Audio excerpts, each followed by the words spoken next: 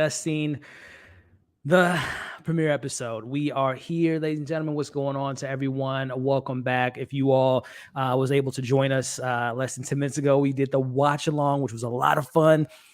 It was amazing to be back in this world. We got some things to discuss: the performances, the direction, the story, the seeds that's been planted in this first episode, the backstabbing, the politics, Otto allowing his daughter to consult with his friend, the hand of the king, sending his daughter up to talk to the king, and what that means for the future. There's a lot to discuss today, and I'm so excited to be here with you all. So look, the way we're handling this tonight, and like I said in the watch along, and again, appreciate everyone that went for the watch along and click on this video to have this discussion. I really do appreciate you all. Thumbs up the video, share the video, leave your discussions in the live chat. This is an interactive discussion. This is not just me, a talking head. I want to hear you all's thoughts, and hence to the title of this video and the thumbnail. This is a live call-in show. So I did invite some guests. We'll see if we have some. I send out some ravens, and we'll see if those calls will be answered. But if not, I want to interact with you all. We will be having live call-ins. So what that means is I want to hear your thoughts. So I'm going to leave, it's in the video description. You have to follow me on Instagram and Twitter because I went live. I had a call-in show on Thursday for She-Hulk, and some bots got into the stream. So we won't allow that to happen this time around. So the only thing is, and it's in the description, just make sure you're following me on Instagram and Twitter if I can see your face and see what you're all about and all that stuff. And then I'll send you the link via Instagram or Twitter, and then you can jump in the chat and have a discussion. And you don't have to show your face. Just the only thing I ask for is you have a mic. If you do show your face, you have a light and all that good stuff. But nonetheless, this is a live call-in to discuss this first episode, which, again, just to kind of give you all my brief thoughts, if you weren't able to watch the watch along, which, again, shout out to everyone that did, and shout out to the replay game for those that are watching it. I was very impressed by a lot of aspects of this first episode. And before we even get into my thoughts, actually, let me say what's up to everyone in the chat that's hopping over from the previous stream, or maybe tuning in for the first time. That was gorgeous. I agree. Hey, everyone, what's going on? What's up, Zia? How we doing? Maxine, let me know if you got a chance to see it, because again, we're talking spoilers. I know you were a little bit behind. Yes, hit that thumbs up. Be greatly appreciated. What's going on, Jay? Thanks for going. It's my pleasure. Thank you for joining in and being part of this community. Yeah, we'll talk about Mr. Daemon Targaryen, Ravens. Yeah, like I said, I sent some Ravens out there. We'll see if some people get the chance to come through and share their opinions on tonight's episode. We'll see. We'll see. We'll talk about him. Larry and B, we'll see. We'll see. Matter of fact, let me actually, let me a little hint there that you just gave me. But yes, like I said, we will be discussing the episode. There may be one or two different guests that may be able to join us tonight. If not, like I said, this is regardless if we have guests, I still want to interact with you all. I will be sharing the link stream in the chat a little bit later, so you all can join in and have the discussion and share your thoughts on the episode. Again, all I ask is, number one, be respectful. Number two, be respectful. Number three, be respectful. But in all seriousness, I do want to have you guys in, but I just want to make sure that we're having a good conversation and having some good discussions and not being, rude or being disrespectful to anyone, and just having a good discussion, because this is what this channel is all about. This is community is all about, is respecting one another and just having a good time talking about the stuff we love, which is this premiere episode. So let me actually send out one more little link here. And let me see here, because like I said, I know I sent out some Ravens, and we'll see if we can get some guests, and then we'll have some live calls from you guys a little bit later. Everyone is welcome to join. All right, so we'll see. All right, so what do we got here? Let me pull up everything in the banner, get everything situated here. This is an open live spoiler discussion. We watched it live. You can see my live reactions on, again, some of the backstabbing, the politics, the chess pieces being laid out. Rhaenyra is being set to be the queen of the Iron Throne and the protector of the seven kingdoms, and obviously the queen of Westeros. And it's a lot of good stuff to be had about this episode, and I'm very excited to talk about it tonight. Again, I was very impressed by tonight's episode. It wasn't there were some things that we'll talk about a little bit later that maybe didn't fully work out for me, but I'm excited to see what this episode sets up for the future. And particularly, again, he's as they say, for my Game of Thrones fans that watch the show, they said that Targaryen's is like a flip of a coin, right? You can either be, a good, noble person, like we saw with the king and his wife, and we'll talk about that. I really enjoyed that element. Or you can be someone like Daemon and killing people in the streets and cutting off body parts and sending out a message.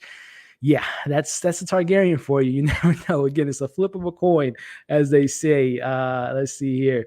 Miss Harper, how are we doing? Well done. Can't wait for future episodes. Yeah, I'm again, this episode to me, and I'm just going back to season 1 of Game of Thrones, watching that, in 2011. We obviously, they set the seeds for the White Walkers. They set the seed for, obviously, the Stark family. We met Jon Snow and Robb Stark and Ned Stark and all this stuff, and ending with, being pushed out of the window, Bronn and all that stuff. But this episode was pretty epic, man. I'm a scorehead. I love good production. I thought the production was fantastic. The performances, there were 2 standouts for me. Everyone else was really solid, but the 2 performances that stood out to me was Daemon and Rhaenyra. I thought she was really just that young lady's presence. She seems like a young queen to be if her uncle allows it. But yeah, I really thought they were the standouts. Dragons, y'all. We saw some dragons, which was great to see, and I'm very excited to see more of the dragons in the show, and also meeting the other secondary characters and other houses. We met the House Hightower with Otto. Obviously we met a little bit of the the king and his family, and obviously his uncle or his brother, Daemon wanted to be in power, and him having that bloodthirst. There's a lot of good stuff to be said. Let's see here what y'all saying. This was a good start to set the stage. Yeah, I agree. It's a really strong start, strong pilot. Yep. A lot of you all seem to agree. Let me know if there were some things that you guys didn't like about this episode. Was there something that stood out to you all?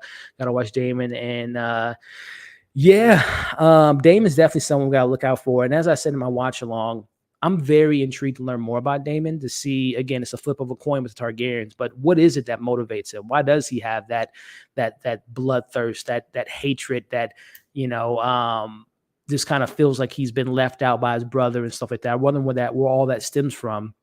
And, obviously, as you mentioned here, Corlys is very interesting to see. He was so gung-ho on having Daemon be the king and be the next heir. I'm wondering where that kind of sets up. But then I love how Corlys, as soon as they were talking about, okay, Daemon's maybe not the next candidate, but my wife, the queen, the heir that never was, he, and again, this was something that was so unique to me in this episode, and just in the Game of Thrones, what we've seen in the past.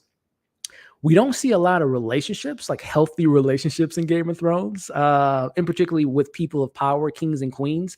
And I really enjoyed King Varys and his wife, Emma, who we'll talk about, who passed away, and that decision that we'll get into a little bit later. I like seeing that dynamic, seeing a king care for his queen and vice versa, and not being forced to. I mean, maybe it got to that point, like they had to fall in love, because we see a lot of Game of Thrones, you set up marriages and arranged marriages, and sometimes you eventually fall in love with your, your king or your queen, but their love seemed to be genuine. So that was nice to see. But and I bring that up to say Corlys and his wife, I believe her name was Rhaenyra, if I'm not mistaken. It seems like he was championing for his wife to be the next queen. So again, it's very interesting to see that dynamic compared to, obviously, the lore in previous seasons of Game of Thrones, where, again, toxicity and relationships don't tend to last well. And whenever there are good ones, they seem to end pretty quickly. So that was pretty interesting to kind of see that dynamic play out in tonight's episode. Let's see here. What's the extra swords around the throne? Hey, this is for my book readers. Let me know the forging of the throne. I love the design. I don't know the history of the design of where all those swords, I would imagine those are the fallen men and women that have tried to fight for the throne, and they're, kind of a trophy. You put all their, and I would imagine Targaryens and other people that's been on the throne, that's kind of their stamp to leave there. But let me know for those that are book readers that know about it. What's going on, El? Otto is that was... And when we were watching that, this is what I love about Game of Thrones. Everyone has their own kind of path to the throne. And whether that is Daemon, whether that is obviously Otto, I don't think he wants to be the king, but he's putting his pieces to the puzzle for his Hightower family, the House Hightower. If I can get my daughter in the goodwills of the king, if the king can get my daughter pregnant, then obviously that's the heir to the throne, and obviously setting up his legacy, setting up his family. So I mean, that's the stuff about Game of Thrones, man. Even the most level-headed, even keeled, smart, intellectual person still has their own motives, which they put their families before, their king or their queen in some cases. So I really, really thought that chess move was very interesting. And also, again, I believe her name was Alicent Hightower, which was Otto's daughter. That is Rhaenyra's best friend. And if Otto's plan works out, that means that the best friends are now stepmom, stepdaughter, and that best friendship is going to crumble because she's going to be like, why are you sleeping with my dad? And again, I'm so fascinated by when we see the adult versions of Rhaenyra and Alicent and all that stuff. And you listen, the king and his little wound from, as he says, sitting on the throne for life. I think that wound's going to play very much so like Robert Baratheon with him, the way he kind of went out fighting bulls. I think that the king will go down, pretty kind of lackluster, not on the field, not on the battlefield, but due to whatever wound he has there. I'd like to confirm which dragon Damien left on. Was it?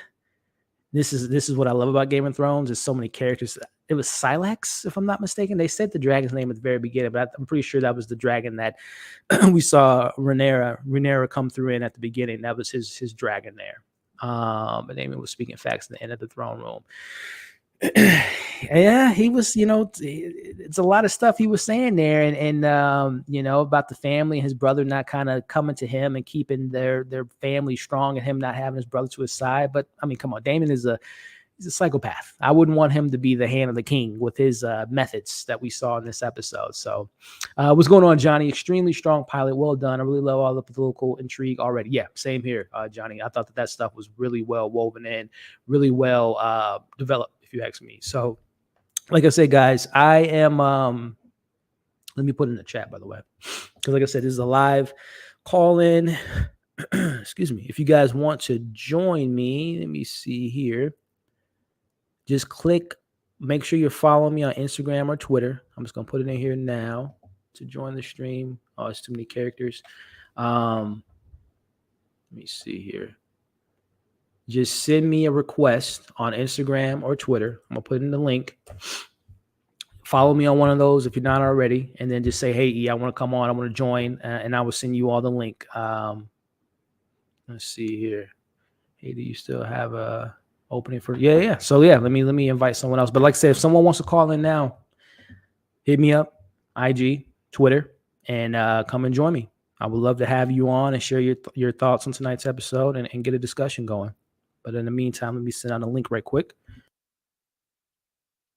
And like I said, guys, let me know in the chat too if there was something in the episode that just didn't really stand out to you, as far as some negatives, some things that some characters or some performances or story that you guys didn't think it was all pun intended, ironed out too well. Let me know in the live chat, and then we'll get some people in here to share and voice their opinions. Like I said, this is a live call-in show, so we're going to have various different guests maybe popping in and out, hearing their thoughts on it. And if you yourself want to be a part of this conversation, hit me up on IG and Twitter.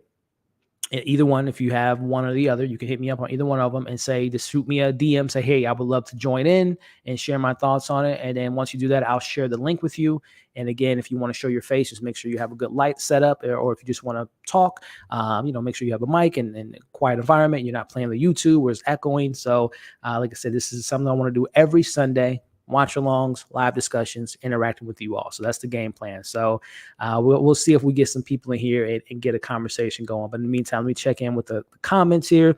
Daemon is a conflicted character. It's great. Yeah, that's the thing, right? So we seen the Targaryen side of him, right? The flip of the coin, and saw his more menacing side. But I wonder because every villain doesn't always think. Good villains don't think they're bad guys, right? Cersei Lannister, even with her wicked plans, it was all about her family, right? So in her eyes, she was keeping her family safe. So I'm just very curious on what is it about Damien that makes him happy, that puts, that wakes him up in the morning. What's his goals? What's his motivations? Does he really want to be on the throne? Does he thrive with and strive and obsess over power? So I'm really intrigued to learn more about him and see that other side of him versus, cutting people's heads off and arms off and stuff like that. Corliss is playing the long game in the end. In the end, he wants his wife to be on the throne. Yeah, but he is willing to support Damien. Yeah, I mean, yeah, I definitely see that. And again, that switch when it was like, okay, Damon's name isn't really in good graces. Let me go ahead and push my wife into that forefront. So yeah, he's definitely playing the long game, but I'm pretty confident that he doesn't want Damon in that throne. He wants his wife, which will be, again, very, very interesting to see how all of that plays out. The throne draws blood from all I can see. Yeah, that throne is pretty vicious. Otto the pimp. All the swords from Aegon. Okay, appreciate it. Yep, that makes sense. Otto is the Lannister and his daughter Cersei in the making. Well, I don't know. Again, we've only seen the giving the advice to his king and obviously making that very interesting move at the end. So I don't know if I want to go as far as say he's a Lannister, but he is maybe a Littlefinger, making those moves. And again, for him to put his daughter in that situation to, go talk to the queen, honey, and put on that nice dress that your mom used to wear. That's I might retract my statement. That is a very Lannister thing to do. Very, very interesting. And again, the High Tower to get his family back in a position of power. And again, I'm very intrigued to learn more about him and stuff like that.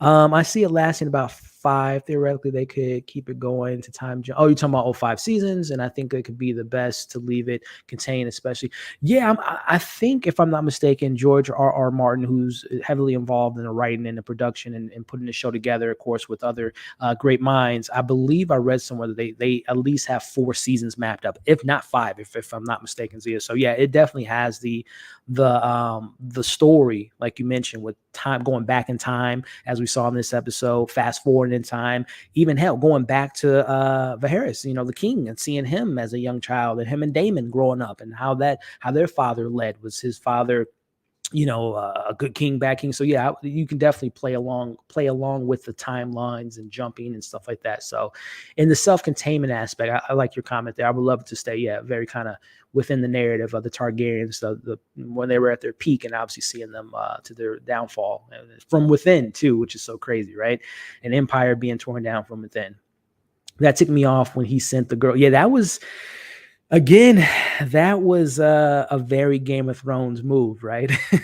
A very, very Game of Thrones type of move where, again, man, it's about family legacy, and it's sometimes you got to put your kids in a position of uncomfortable situations, which again, if that plays out the way Otto wants it to be, the king and his daughter, Alicent, fall in love. I don't know if she's going to give birth to give birth at all, if that's, something that she's even capable of doing. And again, what does that mean for Alicent and Rhaenyra and their friendship? And she's next in line to be, she's a princess, next in line to be the queen. So all that stuff to me is very, very intriguing. What's going on, Kevin? I told a girl to put yeah. That dress your mom used to wear on Sundays, before we went to church? Go ahead and find it somewhere in the back of the closet. Go ahead and put that on and go and check on you. I would imagine the king watched her grow up since she was a kid, right? Or at least he's been king for 10 years. And I would say that Alicent is probably 15, maybe 16, if that, during the timeline that we saw the night. So, I mean, that's like their granddad or her godson or goddaughter. Yeah, man, that's crazy. That's crazy, y'all. So like I said, yeah, if anyone wants to join into the live discussion, just hit me up on Instagram or on Twitter. Shoot me a DM, say, hey, E, I would love to hop on for a couple minutes, or as long as, that you have tonight. We'll probably be on for another hour or two. And you all can voice your opinion on tonight's episode, that line is open for you all to join. So definitely, if you want, it's open. D movie man, what's going on, my man? Unfortunately, that's medieval history in a nutshell. All kinds of fathers, and king. Yeah, that's and like I said, that's game. Yeah, well said, D movie man. That's the game, unfortunately. Let's see, we got a pretty big comment here. Let's see. Mary Beth, appreciate the comment here. Let's see. I never watched a single episode of Game of Thrones, missed the first season. He trying to catch up. Anyways, I decided to watch House of Dragons and liked it more than I expected to. But listening to you and watching these comments have me thinking I won't really understand the nuance unless I.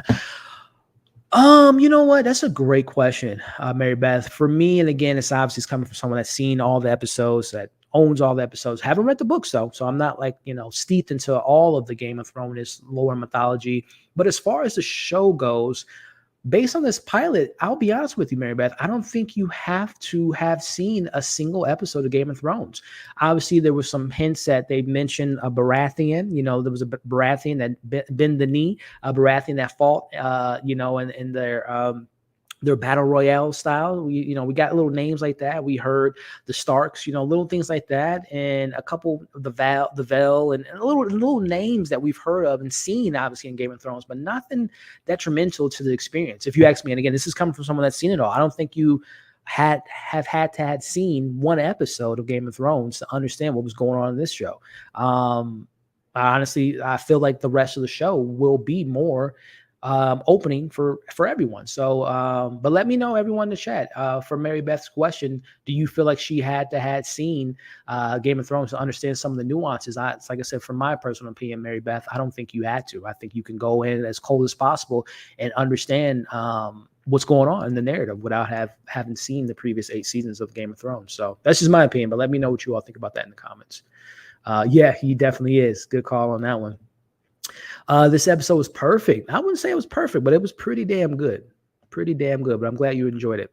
Fun fact: Lady Alicent served the old king, serving for him and giving him company in the final days. Interesting. I did not know that. Very interesting. I assume you read the books or looked it up. But that's interesting. But didn't they say the king was 10 years? He's been king for 10 years, so she would have been serving. I don't know. Maybe I'm mixing this up because she would have been a kid if she was serving the previous king. But or maybe you're just saying like maybe Lady out like her mom. Maybe I don't know. Let's see. So glad they only show one Stark and no Lannisters. So sick of seeing the Starks and Lannisters. So glad they finally introduced the powerhouse. Yeah, the Hightowers, and we saw Otto and what they're capable of. Yeah, this is kind of that Star Wars conversation, right? Don't get me wrong. I love the Starks, and I don't take this wrong. I love the Lannisters as far as what they bring to the table and all the stuff that the storylines offer and their kind of family history and all that stuff. But it is kind of that we have other families beyond the Skywalkers, right? So yes, to your point, I'm really excited to learn more about the House Hightower and learn more about his wife that passed away, Otto's wife, and what would drive a man to put his daughter in that situation, and him wanting the position of power, and what is his long game? Is it, like I said, to have his wife, his daughter, Alicent, get in good grace with the king, fall in love with the king, marry the king, give birth to the king's heir, and is that, and obviously that baby would be the next one in line. So very, very excited to learn more about the Hightower family for sure. I'm just glad we have completed the source material for the story. Well, that's glad to hear. Like I said, I haven't read the books, but I'm glad to hear from someone that has read the books that is staying pretty connected to the books, because we all know what happened with season 7 and 8 when it came to D&D kind of straying away and kind of doing their own thing, per se. Michelle, great start. Looking forward to more. Yeah, I agree. Would we compare Daemon to Joffrey or Ramsay? Not quite yet. I mean, don't get me wrong. When he did in the streets, killing those what he called criminals, I don't know how they determined who was a criminal, what they've done, if they've done anything, cutting people's body parts off. We'll just say that. But yeah, I don't know if I'm going to put him on that pedestal quite yet, because Joffrey did some despicable things for the time that he was king. And obviously Ramsay did some, I would put, as far as despicable characters in Game of Thrones lore, Ramsay and then Joffrey for me, but it's like 1A, 1B, right? But I don't know if Damon's in that conversation quite yet. 68 people. Let's get, like Via said, do me a favor, everyone that's watching. We got 76 people watching live. I appreciate you all.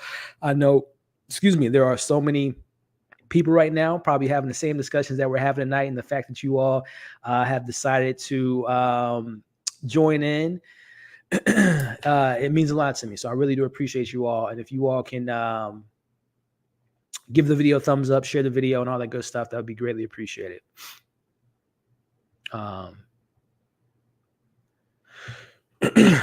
yeah, I'm just sorry, I'm sitting down on the link. We might get some guests that might join in, some people you all may or may not be familiar with. So we're gonna get a conversation going here. All right, cool. We might have a couple people joining us here in a bit. But anyway, yeah, thumbs up. Greatly appreciate it. Let's see what my man Kevin talking about. Remember, I was with you. Is it easy to follow for the newbies?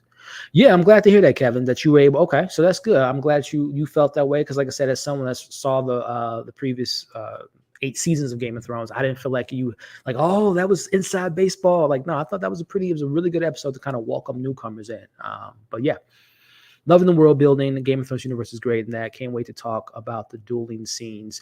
Yeah, we'll get into that a little bit later. When we get more people in the conversation, I'll obviously pick their brains and put some notes down to get to those points. We're definitely going to talk about the relationships, the dynamics, the politics, the chess moves, the battle sequences, and all the stuff that this first episode had to give us. So we'll definitely, and if I skip out on that, but remind me a little bit later to bring up the different scenes that you guys want to really dive into and break down. Oh, I'm sorry, what was that, Maxine? A new viewer can follow and enjoy, but yeah, you'll miss some.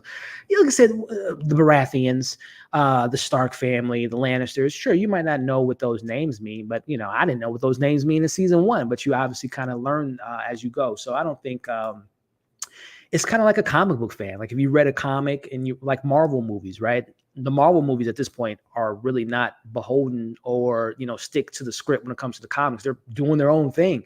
But as if you've read the comics, you might say, oh, that's a callback to this, that, and the other. But it's not like strictly, basing it in the whole storyline on a comic book run. So, yeah. I don't think you need to have watched Game of Thrones. I will make my fiance watch this and see if he's not. Well, okay, that'll be it. I would love to know what they thought on that. The princess seemed like Arya as a child. Oh, you're talking about Rhaenyra. She reminded you of Arya. Yeah, I can see that, because one of her first lines to her mother, Emma, was she said that she doesn't want to be, giving birth and sitting on a bed and, given this task of giving babies to a king. She wants to be on the battlefield. That's a very Arya line to say, right? Arya and her needle sword. Definitely could see that comparison there. And obviously, too, I think the obvious nod is she's very Daenerys. She has a lot of, not only does she look kind of very similar to Daenerys, obviously she's a Targaryen, but very Daenerys aspirations, and can, I would imagine she can lead a battlefield if need be. So yeah, definitely I like her so far. Not wanting the throne. Alicent was like Sansa. Yeah, that's a good comparison, because she, Sansa very early on was all about the book. I got to do this. I got to, follow the rules. Got to marry Joffrey, this, that, and the other. And then as things went on, she became her own woman. So that's a good comparison too. Very, very good comparisons there. I love it. And since I don't want to compare the show too much to Game of Thrones, because obviously we just talked about that you have to watch Game of Thrones to understand it. But I'm very curious on what other characteristics that you all take away from some of these characters that reminded you of other characters that you guys might have loved from Game of Thrones. Sorry, came back, was busy with my sister. Oh, no worries. Welcome, EK. I appreciate you coming in. Looking forward to them dragons, y'all. They coming. I'm really excited for that. Love to jump to the convo. Send me the DM. Yeah, like I said, just hit me up. I don't know your Instagram. My Instagram's in the description of this video and in the comment section. So just click the link in the description, and here's Zia. She put it. I'll pin this comment. Follow me on Instagram and Twitter. hit me up on the DMs and then request to join in, and that's how we'll go about doing it. Again, though, only 2 dragons, though. Yeah, I mean, this is episode 1 of 10, and if I'm not mistaken, I remember reading an article that we're going to get 9 of the 16, 17 dragons that's around during this time in this first season. So I would imagine that they, we're gonna see some dragons, but not all of them in the first episode. We saw 2. Right? Like, yeah, 2 dragons. Yeah. So we're gonna get more, first episode, we gotta set things up. You ain't the level of bad yet. Oh, you're talking about Damien? Yeah. If anything, he's more of a mix of little, that's what I see. Yeah, exactly. Like more like Littlefinger in my eyes, kind of like setting the stage for all this stuff.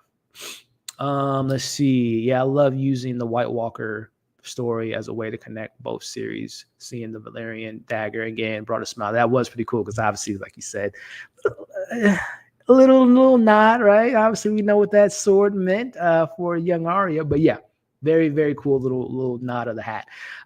Nisi Smith always showing love and support with the $10 super chat here. Look forward to joining the community each season. Well, I appreciate you. And again, guys, when we did our watch along, the game plan is every Sunday, if you all will have me, we will be doing a live watch along starting around like 7:45 Central Time, pre-gaming, thoughts, theories, and stuff like that, getting excited. And then after the watch along, I'm going to be doing this every Sunday, having discussions, having live call-ins. Hopefully we'll get some people into the chat here in a little bit. Hopefully you all can join the chat in a little bit as far as those in the live chat. And we'll be doing this for the next 10 weeks. So I am really excited to continue to, this is my first time covering Game of Thrones on a weekly basis. I covered the last season on my channel way back 3 years ago. So I'm very excited to go on this journey with you all. Hopefully it's a good journey. Hopefully so far the show is looking promising. And we're going to break it down every single Sunday with this awesome community. So again, shout out to Nisi Smith with the $10 super chat. Always been a great person to the channel, and I love her support, so appreciate you. And we got our very first guest joining us here, and this is I've been on streams with him in the past, but he's never been on the channel, so this is a first timer on the channel. I want you all to welcome my man Larry. What's going on, man? What's going on, man? What do you think of this episode? Hey, Larry, listen, man, it wasn't perfect, but I really thought this was a really, really good pilot episode, man. This kind of set the stage to, my man Otto sending his daughter up to consult the king and what that means for that. It's a lot of seeds being planted and a lot of Game of Thrones stuff that I love, man. But Larry, I want to know your thoughts, man. What did you, and first and foremost, Larry, I appreciate you joining me tonight, brother. Why don't you let the people know who you are, where they can find your content, and then we'll get into this discussion, my friend. Yeah, my name's Larry. My channel's called Today I Feel Like. I do tech stuff, so you can come through and check me out for all kinds of tech reviews. I've been doing a lot of vlogging lately, so I'll keep on doing that, showing you all around the area where I'm at. I'm in the Washington, D.C. area. So, yeah, come through. We just have some fun and talk tech, and sometimes I give stuff away. Yes, sir. Yes, sir. Check them out, guys. By the time this video, when I get done with it, I'll put Larry's information in the description of this video. But first, again, Larry, I appreciate you joining on, man. Again, we've been on B's channel. We've been on Lamont's channel, but I appreciate you coming on my channel for the first time, man. But since you are our first guest, what did you think, my friend, of this first episode? And maybe let the people know at home, Game of Thrones, how did you feel about it? Were you a super fan? You read the books? How did you feel about the ending? And what was your anticipation going into this pilot episode? I read one of the books a while back of the original Game of Thrones, and then I stopped because I didn't read them before the series. And I read one, and then I stopped because I was like, nah, it's gonna ruin the TV series for me. Right. And some of the stuff that was happening in the books didn't happen in the series. And I was like, when is this gonna happen? And it didn't happen. So I was like, I'm just gonna leave the books alone and just watch the series. But I really, really enjoyed this episode, but I can tell you, I was watching this and there were a few times I was cringing. I was like, oh my God, this show is so bloody and gory. I was like, I didn't remember it being this. I didn't remember it being this gory in the past. I don't remember the originals, and I'm not saying that they have to stay to the original, but this was like, I mean, they like jumped into the red wedding on the first episode. I was thinking to myself, my God, if it just ramps up from here, they're gonna have the friggin' the censors coming for them, You're gonna have the mommy brigade just getting up there talking about you can't show this on TV. You know.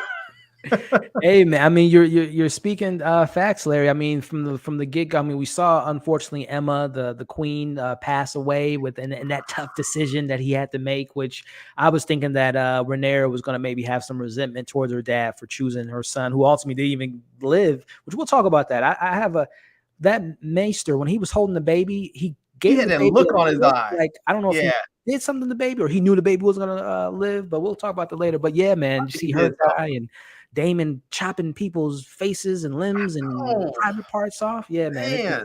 We're back, Larry. We're back in Game of Thrones, my friend. Fully back, man. Fully back. I was watching this and I was just thinking to myself, can they please just like pull the camera back behind the door and then just can we hear the sounds? We don't need to see a medieval C-section. I don't want to see that. I was like, that was just brutal. Man, and she was horrified. She knew what was happening to her. She was just like, oh, I was like, God, please back this camera out. And I am not squirmish at all, but I was like, this is a lot. Yeah, it was. And I mean, let's just talk about that, Larry. As far as King Viserys in that position, we know the throne. You got to be the whole, the male. They don't want the women in a chair, and he chose his son, and to be on the throne. Emma, and another thing I mentioned when we was watching and did the watch along, that this is one of the first times we see a king and a queen actually like love each other. And, and who knows, maybe it took them 10 years to get to that point, but they seem to have some genuine love. So that was definitely a tough decision that he had to make. And I'm going to put that ball in your court, Larry. Did he make the right decision in choosing his son that ultimately died versus Emma and maybe trying again to have a son? This is going to sound jacked up, and I know the women are going to hate me for this, but I think he made the right choice. Because if you listen to what the doctor said, he said, look, he was like, we're at that point where you can go ahead and sacrifice your wife's life and attempt to save the kid, or you can potentially just lose them both. Yeah. And he didn't say it as if he was thinking, oh, well, it's likely that she'll live and you can try again. Plus, on top of that, he has to have in the back of his mind that bathtub conversation where she was like, I'm done. Yeah. I don't want to try anymore. 5 dead kids. I don't want to mourn over any more dead children. I'm done. Yep. So I'm sure he's thinking that in his mind on some level. And if somebody comes to you and says, you're about to lose them both, do you want to try and save the baby, or do you just want to let them both go and see what happens? You just want to throw those dice on the table and see if you crap out. I mean, I don't know. Part of me, here's my other thought, right? Here's my other thought. And I don't know how this works out with all their politics, but part of me's thinking, just let the cards fall where they may. Mm-hmm. If she lives, she lives. Mm-hmm. If she doesn't, and they both die, if they don't, maybe the baby comes out and the baby lives. Great, maybe they both die. If they die, if both of them die, then you're free and clear to marry again. Which happened. I mean, which they both did die. So marry again and find yourself. I mean, I'm not saying anything about, but we all know at that point once you've been, whatever age she was trying at, she said she had been through, 5 dead kids and it's twice as many years. So, I mean, they've been having babies for like the last 10 years. Right. I mean, this was way back in the day. A geriatric pregnancy today is like in your 40s. So back then, I imagine a geriatric pregnancy was probably in your 30s. Right. So if she dies, you don't have to keep trying with this woman who's older and becoming more risky for her to have kids.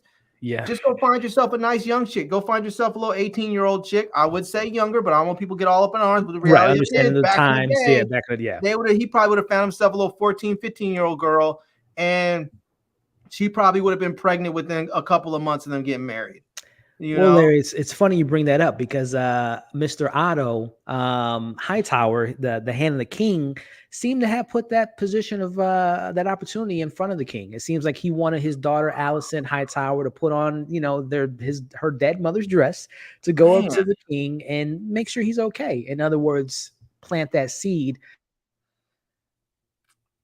get to become the next queen, maybe father or birth a child. So I think Larry, you might be onto something. I think you're thinking like Otto Hightower right now, my friend. I think Otto put that seed That's a out. different level of thinking, bro. Because I'm thinking like I would go find some rando. I don't think I want to offer my daughter up like that to this old ass dude. Keep it in the family. I mean, that's what's so beautiful about Game of Thrones is like everyone has their own motives. Everyone wants their family to continue on. So he's the hand of the king, but Otto is like, you know what? This would be a great opportunity to make the Hightower family be one of the most powerful in the Seven Realms. So his brother warned him too.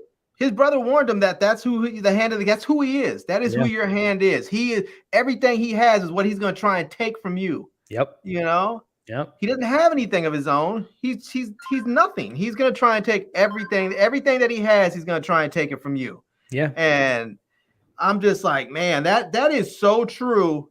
And I mean, the brother is spitting truth to him, and he doesn't like the way his brother moves. But the brother, I feel like before he dogged him out, I feel like the brother was loyal.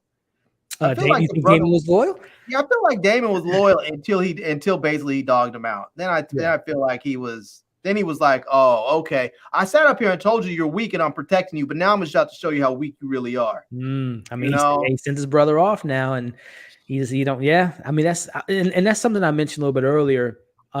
Damien getting a little bit more perspective. We've seen the menacing cutting off people's heads, the dark side, and him being, a dirty player during the fight that they had. But I wonder what is his, like, what makes him happy? Is he really power hungry? Does he have any things that lighter side to him? I'm very excited to learn more about that character. And he seems to be in love with his lady, his side piece, which would be interesting. He took her with him there. So we didn't see his wife, did we? Because he's talking about how ugly she is.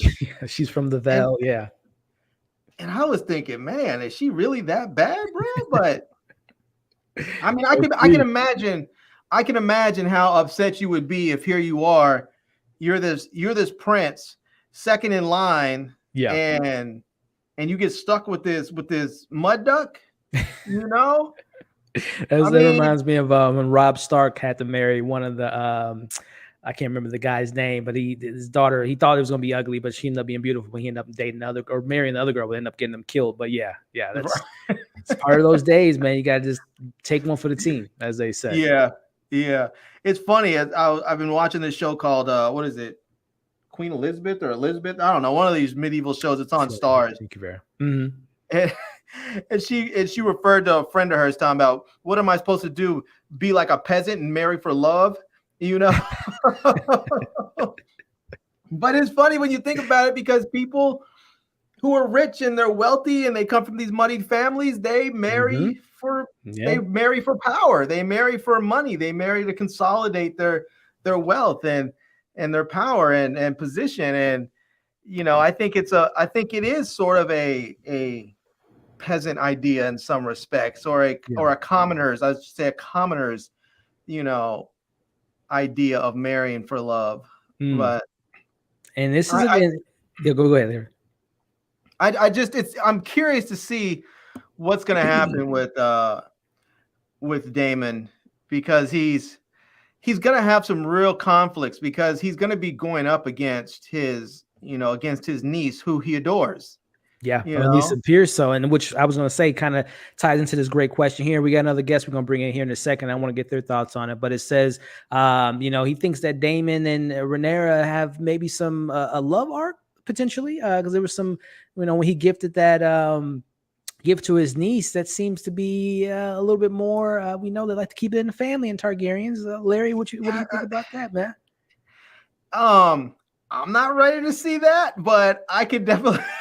I definitely see why people would feel that way. Yeah. And the interesting thing was that when they were doing the tournament, and I think it was her handmaid, right? Is that what it is? Her Alicent, the young lady that, I think that's the daughter of the hand of the King Otto. Yeah. So I think that isn't she also what's her name's lady?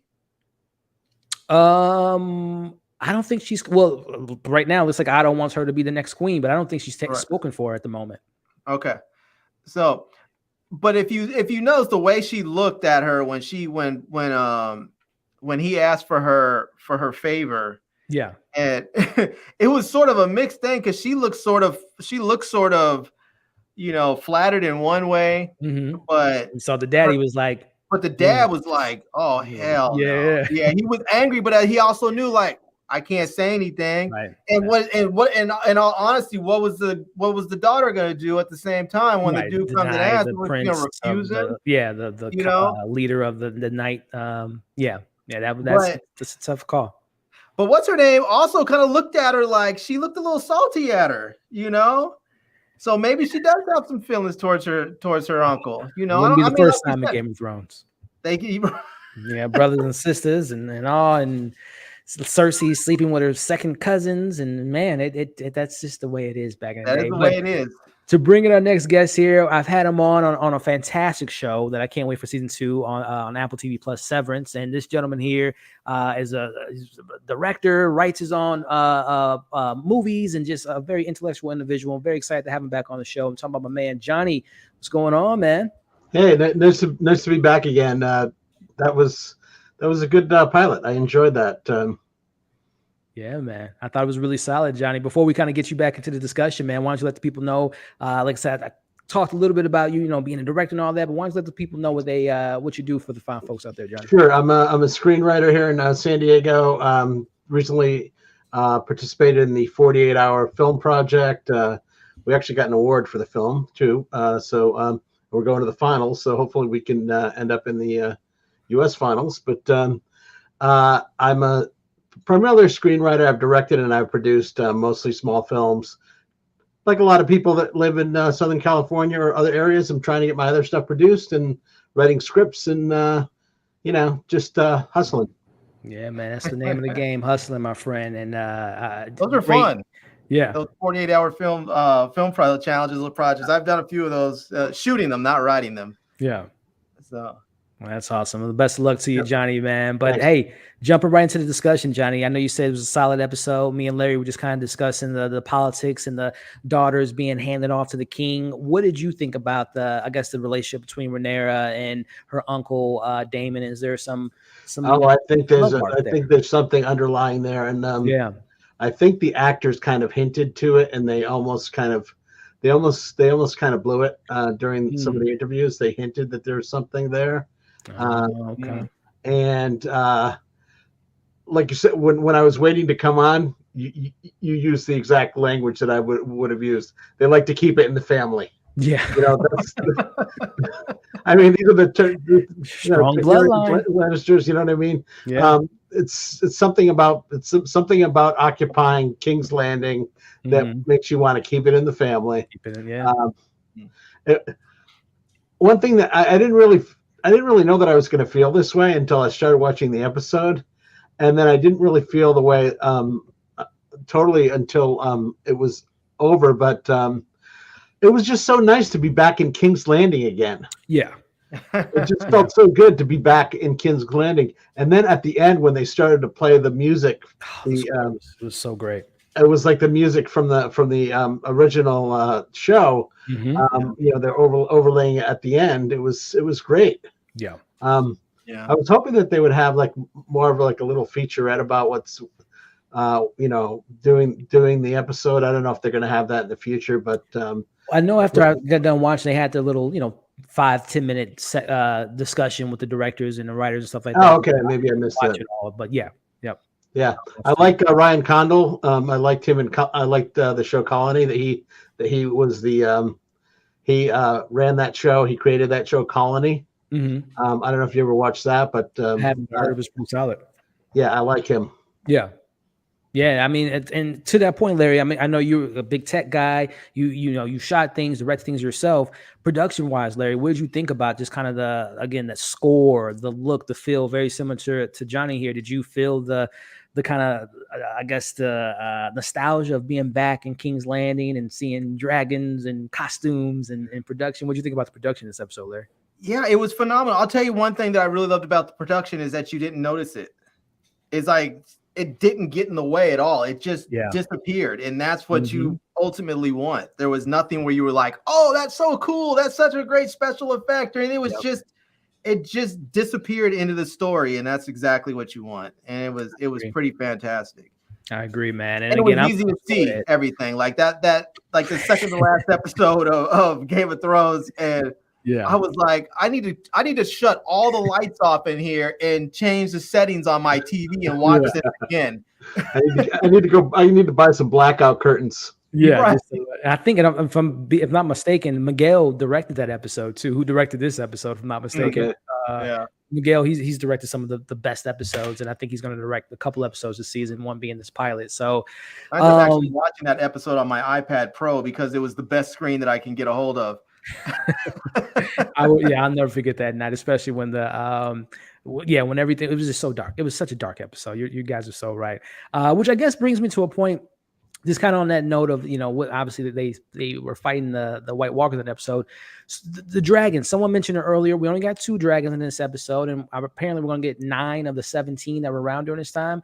Larry and Johnny, tossing to you guys, did you feel a little disappointed that there wasn't as many dragons in this episode, or did you think this is only episode 1? There's many more to come. I'll start with you, Johnny. Yeah, that's kind of how I thought the second part there. This is only the first episode. We're going to get more dragons. Let's not overshoot our dragon quarter for the whole show here. We don't need to see them all. I thought it was interesting with the dragon handler. I liked a lot of the foreshadowing of things where they were landing, which is an area that's devastated in the other show because it's gone to ruin because they don't keep the dragons there anymore. It was just interesting how with the dragon keepers and of course when she said Dracarys, it was like, wow, here we go.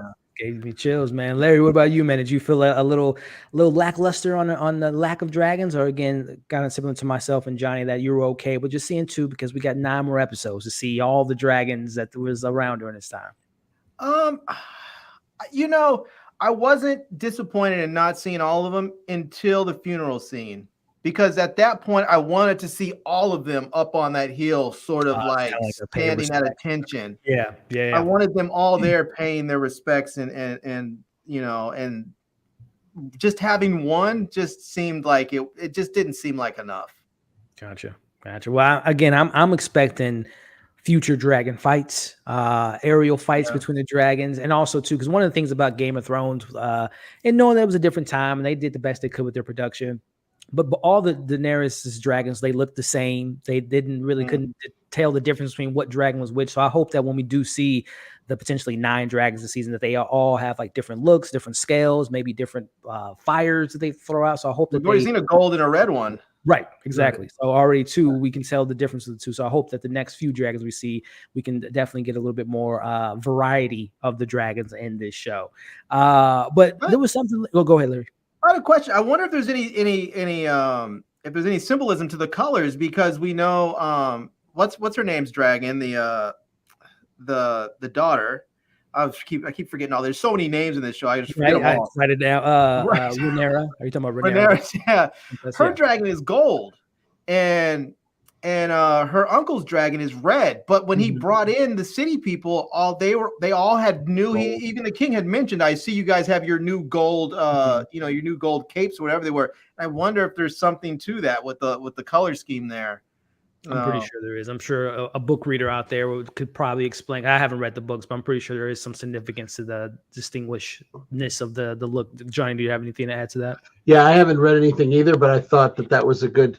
I liked how that was brought up, because obviously they're wearing the gold cloaks in the other show, so it was a good foreshadowing of what what's to come, and it shows you the moment that was established.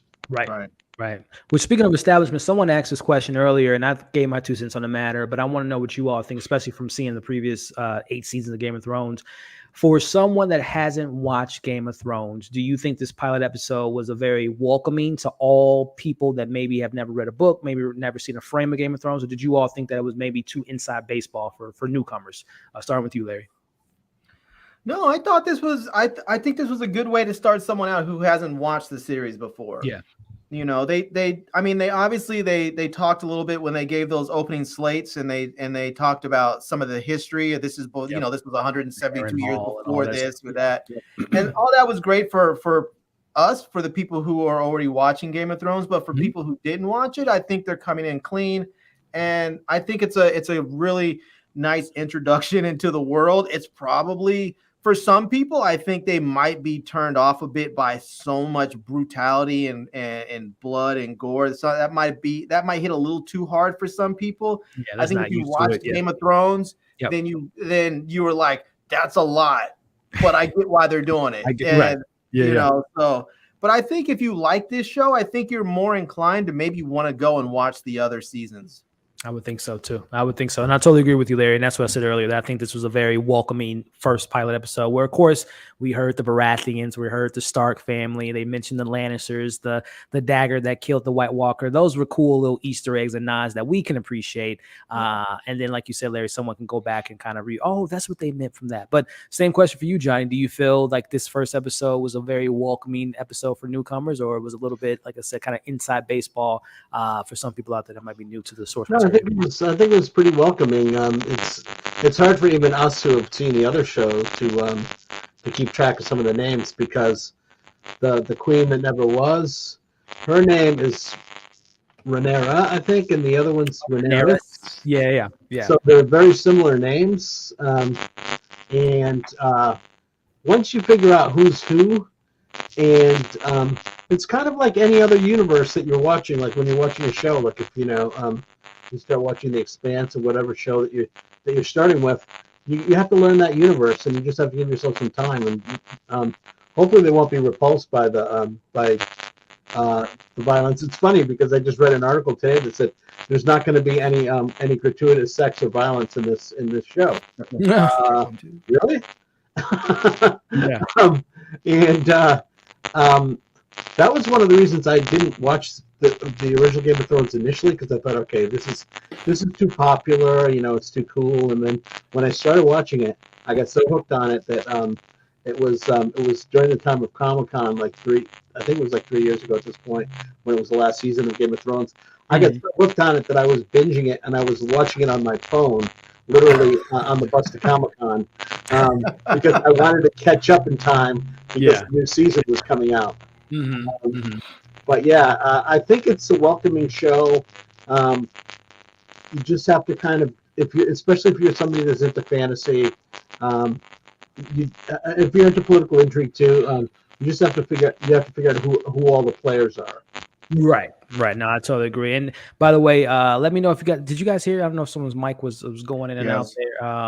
If you guys want to check their mics there, but yeah, no, I totally agree with you both. I think this show is was very welcoming. Of course, again, there's Easter eggs and nods and names and places we've heard of, but I think it allows people to kind of come in with a new set of eyes and can learn to appreciate it if they go back and revisit those shows. But let me ask you a question, Elliot. Yeah, man, I'm here. Let's go. Let's hear it. How did you feel about all the graphic sex in there?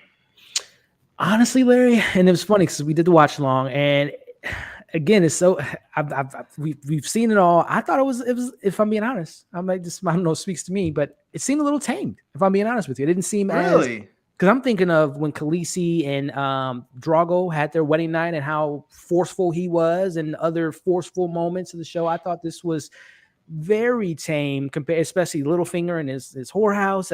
Right. They got a little bit more again, and it's a little bit more fresh on my mind because I kind of tried to revisit the previous season before watching this.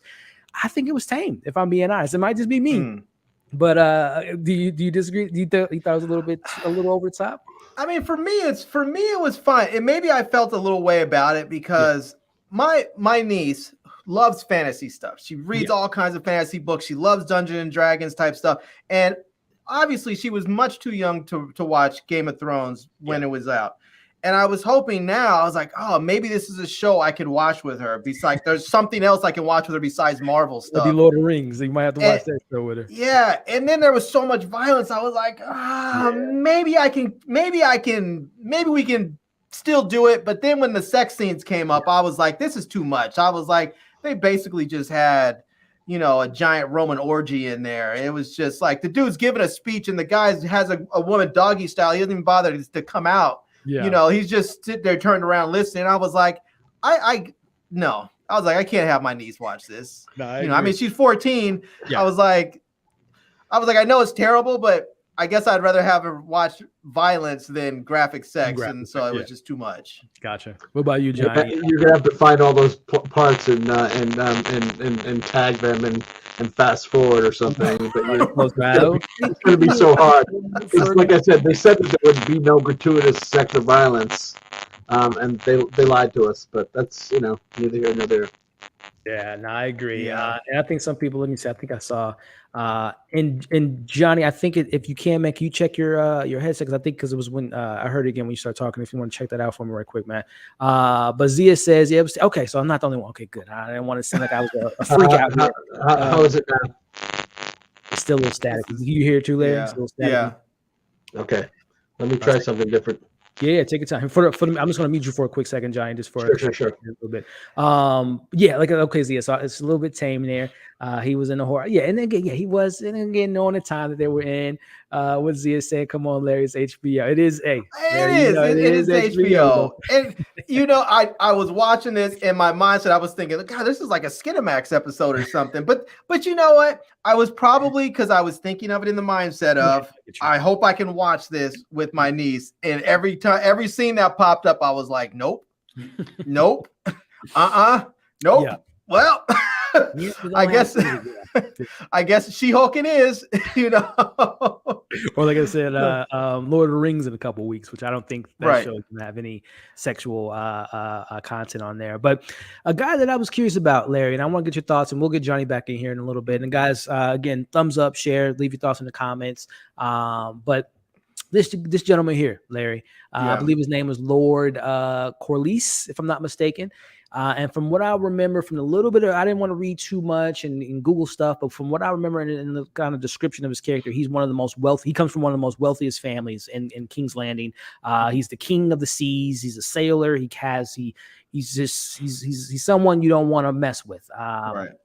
Your thoughts on him pushing for Damien to be on the throne, but as soon as things weren't looking good for the person he wanted on the throne, he threw in his sister, the one that was supposed to be his wife, queen, many years ago. Your thoughts on this brother here? First off, it's great to see a brother in Game of Thrones, in the world and looking cool and the dreads and all that and in a position of power. But your thoughts on him, and is he someone that we should keep an eye out for maybe pulling some moves, some chess moves here and there? Yeah, I think they're definitely they're not gonna put him in that like prominent of a position and then do nothing with him. So we're gonna see him. We're gonna see him do some stuff. I don't know how he's gonna navigate the system, but I feel like, I mean, when you look around there, I imagine things haven't changed much. Any brother who has navigated that system and gotten in a position of power is, people can say what they want, but he's the smartest one in the room. Exactly. As we have always said, you have to be twice as good. You have to be twice as smart to get to where they are. And so the fact that he's there already tells me he's the smartest dude in the room. Yeah. So what we're going to see him do with that. And, I mean, I get the fact that he went, and soon as things shifted, he pushed for his wife to have to take her rightful place as queen, and they called him on it. But, part of it is, it's like, he has to. Because if he cares about his wife, when he goes home and she asks about, like, okay, what happened in the meeting, and she's going to ask him, did you speak up for me? Did you speak up for us, for our family? If he's going to say, well, it wouldn't have been right, that wouldn't have gone over well. He had to say something. So, I agree. But I feel like I do feel like in one sense that he's much more about expediency than he is having any sort of true hard and fast loyalties towards anybody. He's sort of just like, I'm gonna back the winning horse. That's what I'm gonna do. Because again, he was so. It was very surprising that he was so gun ho on having Damien be in the position of power. And again, just wondering where that kind of stems from. Obviously, being in probably thinking again 10 steps ahead. He's probably the next one in line. So let me go ahead and make, good wills with him. But then I'm very curious on his wife. If she, obviously she was probably upset to know that her brothers succeeded her into being the king. But I wonder if she, because I'm going back to the opening sequence, King Varys, he didn't seem to be all that happy to be the king. So I wonder if she really wanted to be the queen, as far as his wife being in a position of power. I wonder if that's something that she wants. Right. For her I think he might, but I think he probably wants Daemon to be king, because I think if he does, I think, this dude was a traitor. He's a sailor, he's a traitor, and they talked about there's been like 60 years of peace. People don't really make a whole lot of money like that when there's a lot of peace. I mean, you could do some trading, but you need to go out there and explore and conquer and rape and pillage other people's lands back then. And so if you have somebody who's willing to go out there and do that, willing to go out there and explore, or at least give you the freedom to say, you know what, I have my little guard here. Let me build you a serious navy, get a couple of ships and throw some dragons on there. Let's go conquer some stuff, So I think he might be backing that horse in the sense of I think whoever he backs is going to be because of his own self-interest. Right. No one seems to be trying to kill him. So it's not like there's self-preservation involved. I think it's all about how much more money and power he can get from whoever takes the Iron Throne. Well said, man. Well said. So we got another guest in the back room coming in, another gentleman that joined me earlier this year to talk about Severance, and very excited to get their thoughts on this pilot episode. Talking about my man, Skylar. What's going on, man? Long time no see. Oh, I like that background. How you doing? Good to see you. Good to see you, man. Thank you. I made it myself. Yes, very, very on brand tonight. On brand. Skylar, this is Larry. Larry, this is Skylar. Before we get into the discussion, Skylar, why don't you let people know a little bit about yourself and where they can find you, man? Oh, awesome. Thank you. My name is Skylar Ezell. I am a writer and communications person in my day job. Hopefully one day you'll be reviewing a show that I've written. So fingers crossed. I'm out here in LA. I'm also a freelance journalist for websites like blacknerdproblems.com. Again, that's blacknerdproblems.com, where we also review Black entertainment or entertainment and news from the Black perspective. And you can find me on all socials at Skylar, SKYLAR Skylar _writer on all social platforms. Sorry. Oh, you're good, man. And like I said, when the time this video is up, when we're done, I'll put your links and all that stuff in the description of this video. And it's funny you brought up as far as what you do and representation is great. And we just got done talking about a brother who seems to be in a position of power in Game of Thrones, and we heard my thoughts and Larry's thoughts. But what do you think about Lord Corlys? What do you think about him and his decisions in this episode? I liked him. A part of me wonders, did they add him because they got so much criticism diversity wise? Not, you know what I mean? Because I was just like, oh, now you discovered Black people when y'all didn't really know them in the last show. Like, what's going on here?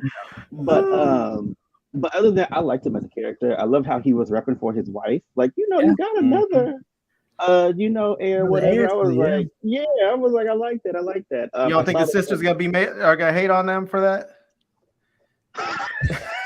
Here he goes. Come take it for a ride, lady. You know they're gonna say podcast. You know they're gonna say. You're already making me nervous right now with that. That's a whole other podcast. Woo!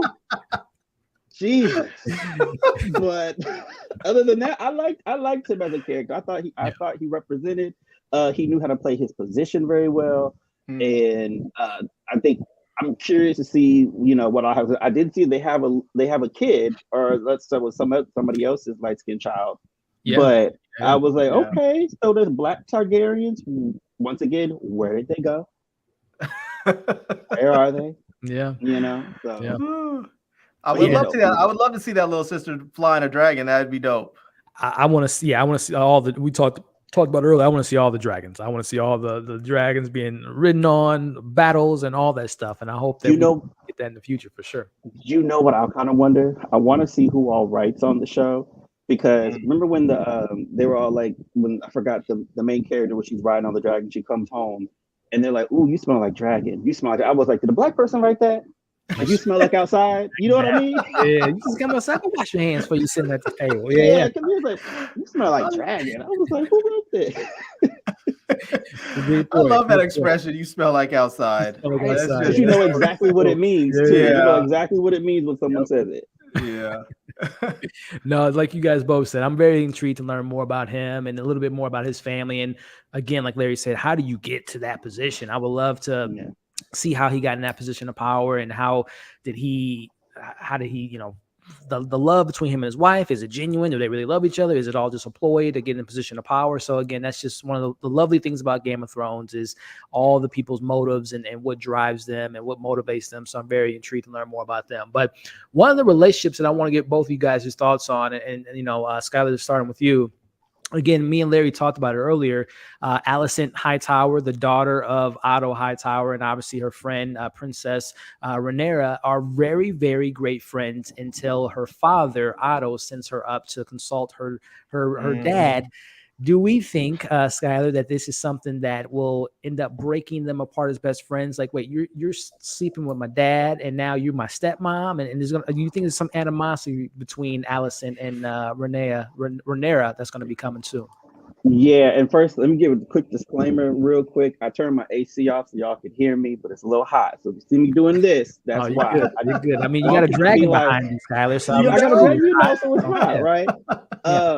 But I do think it's going to affect the relationship, because there's a quick scene where I think she was brushing her hair or something, and the future stepmom sort of gives her a look after she's been named the new heir officially, where it's just sort of like, ooh, this is going to be a problem.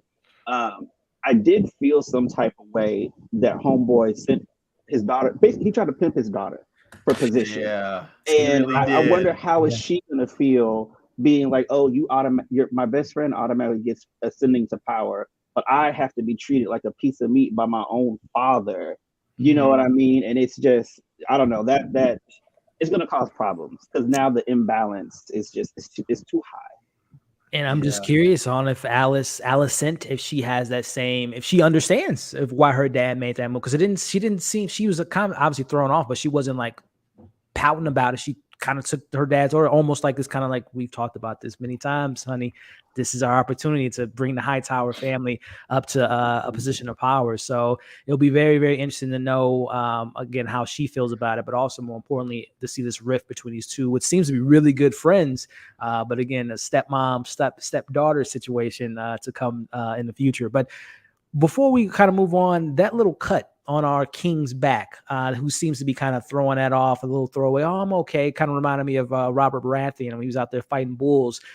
It's just a matter of time, Larry, that the king is going to be dead, right? Yeah, if we notice at the end of the episode, he cut his finger and it was bleeding, and it wasn't, you know, it was one of those things where it's like, he's going to have a problem. I don't know, maybe the dude's, what do they call him? Is it a hemophiliac? People that don't stop bleeding easy? You know, I don't know. Maybe he has some issue, but it's definitely going to be his downfall, I would imagine.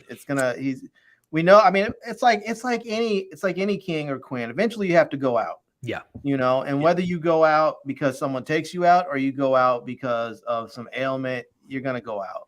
Yeah. And I think they're showing us how he's going. Yeah. So I agree. Skylar, man, your thoughts on any foreshadowing of the king days being numbered due to not being death on the battlefield, but a death by some ailment?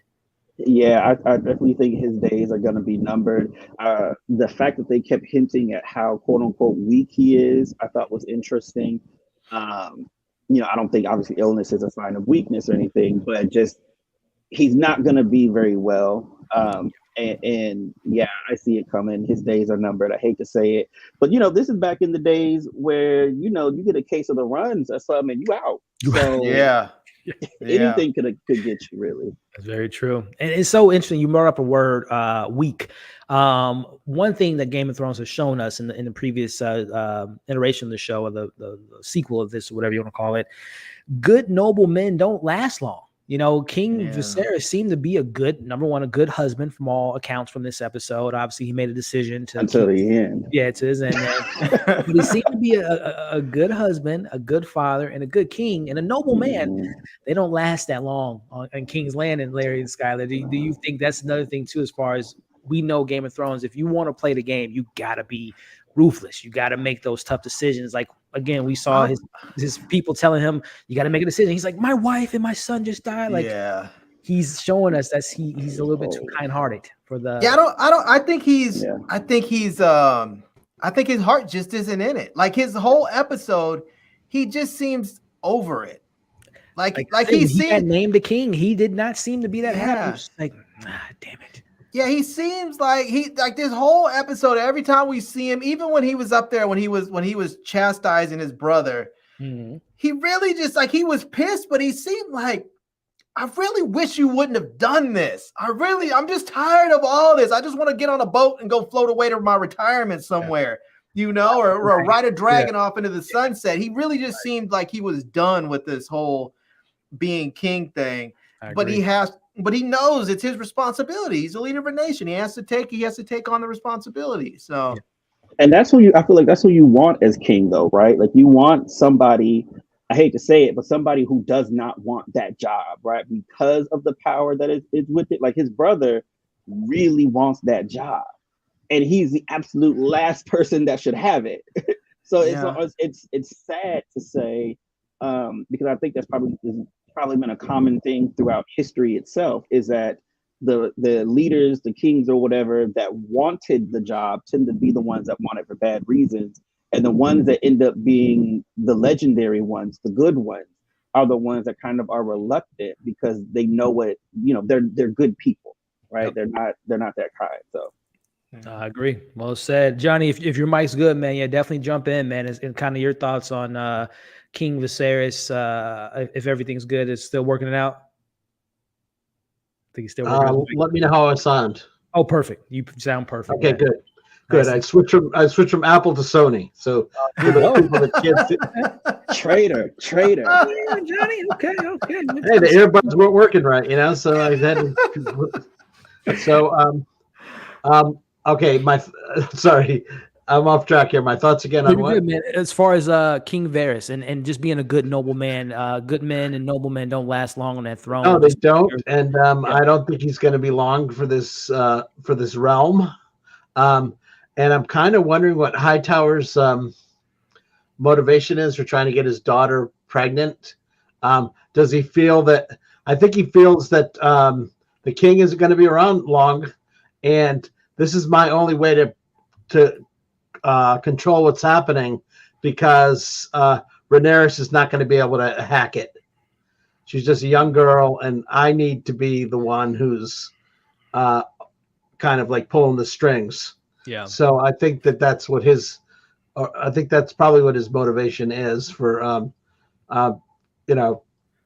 offering his daughter up on a platter. It's gross, but. Hey, Princess Rhaenyra is down for it though. She was telling her mom, "I would rather ride a dragon into battle and glory." I mentioned earlier, she's kind of Arya, kind of an Arya Stark-ish type of character, which I like. I like a character that isn't just traditional, and she wants to, kick some ass. Her mom just busted her bubble. Her mom was like, "The birth bed, that's our battlefield right here." She just deflated her. Look at her. She was so all deflated. It killed her, right? That's what's actually kind of she didn't die on the battlefield. She died giving birth, which is kind of crazy to kind of wrap that back around. But someone had and just a quick little plug for my guest here again. JB just wondering, we got some great guests, and I completely agree. Johnny, I know you have a YouTube channel, correct? I do. It's JohnnyPappas, and it's I'm pretty much JohnnyPappas on all of their social medias, but I am. The link tree is is where you can get all my social medias: Instagram, Facebook, Twitter. Yeah, and I'll share that in the description. And also, I know Skylar has his website that you contribute on, and I'll share that as well. And Larry, I know you got your wonderful channel too that you want to let the people know they can find you as well, man. I feel like we all need to get together. I feel like we have two writers in a shooter right here. I feel like there's a film in the works somewhere. Absolutely. This is why we do it. This is what the community brings. These let's get some sci-fi fantasy going. Yeah, and then You like know? Skylar said, we'll be reviewing that in a year or two. That movie or show that you guys are getting Yeah, right. And there so you yes, go. definitely, guys. JB, I will be leaving their links and all that stuff at the end of this video, so you guys can check out their great content. But kind of, let me see. Was there anything else? Oh, so we talked about him, but just to get Skylar's and Johnny's thoughts on this individual here, Damien. Some people were kind of referring to him as maybe an early comparison to Ramsey or Joffrey, and I personally don't think he's on that level quite yet after one episode. But Johnny, your thoughts on Mr. Damien, and curious to know if you think there's some good in him, if any. I don't think that he could possibly ever be as despicable as Joffrey. Yeah, that's what I said. Yeah, I don't You think know, so. I mean, Yeah. it's so funny because Joffrey was so despicable, and then everybody was so happy when he was killed off, except for the people on the show, because Yeah. like, Yes, they all adored him. in real life, he's a That actor wonderful. I think that actor never did anything big again because he was just like, that character was just so ingrained and just. Yeah, he's a mind-numbing. wonderful guy in real life, and they Mhm. they missed him after he left. But Mhm. this guy's got his own motivations, and he's part of he's part of the patriarchy, and he doesn't believe that a woman can be the head of the seven realms. Yeah. You know, he's like, women cannot be on that Iron Throne. And I thought the Iron Throne was really cool. Like, I haven't read the books, but I understand, and maybe people in the chat can confirm this, that this throne looks more like it was described in the books than the throne in the other show. Yeah. With all the swords on the stairway and everything. Yeah. Yeah. I think someone said it's Aegon's quest and all his swords and his conquering has led to all those swords there, which, like you guys said, I think that set design is absolutely incredible. But Skylar, man, your thoughts on Mr. Damien, his motives, his side piece that he seems to be very much in love with, taking her to the, where he's been condemned. What do you think about this character? And is this the next Joffrey or Ramsey in the making? I definitely think that he's probably the guy that Joffrey got the gene from. Like, he's not crazy. You read about him in the books, like, oh, that's my hero. That's my, I want to, Yeah. He was like, I want aggressive to gene. Yeah. Yeah. But like, I think he has a level of hubris that I think is going to get him and obviously the line into trouble. I think he's arrogant, flashy. He's all the things that you get to be. This is what I think is so interesting. He's all the things you get to be when you know you will never be in charge, right? You can be reckless. You can have a relationship with. I think she was a prostitute. She was. Yeah, okay, she was. Masera, I think was her name. Yeah. Okay, yeah. So it's like, so you can have those things, but when you are in the direct line of succession, when you know that your turn is next, you can't do all of those things. So I think he suffers from a level of arrogance of. He thinks he wants to be in charge and all these things. He doesn't really want that, because you can't do that and rule over a kingdom.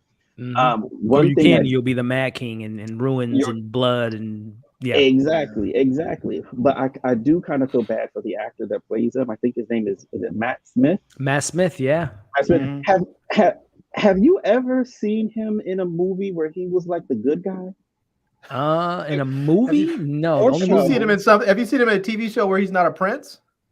Yeah. I mean, the only thing, so he was most recently in Morbius, which he was the bad guy, and he was Terminator Genesis was terrible. He was the bad guy in that. That's the only two things I've seen Matt Smith in. I know he was in was it Doctor Who? He wasn't totally the bad guy in the Queen, or is it the Queen? What's the one on Netflix? Yeah, The Crown. The Crown. But he's kind of I think he's passed away in real life, but that guy was kind of a jackass too, right? Like, he wasn't a good guy. Yeah. Prince Andrew, no, he wasn't. Whatever his name is. So every time I see him, I'm like, I don't know. You don't really see him in many projects where he gets to be like the knight in shining armor, charming charisma. Yeah, he doesn't look like that. Yes, he doesn't. He has an evil face.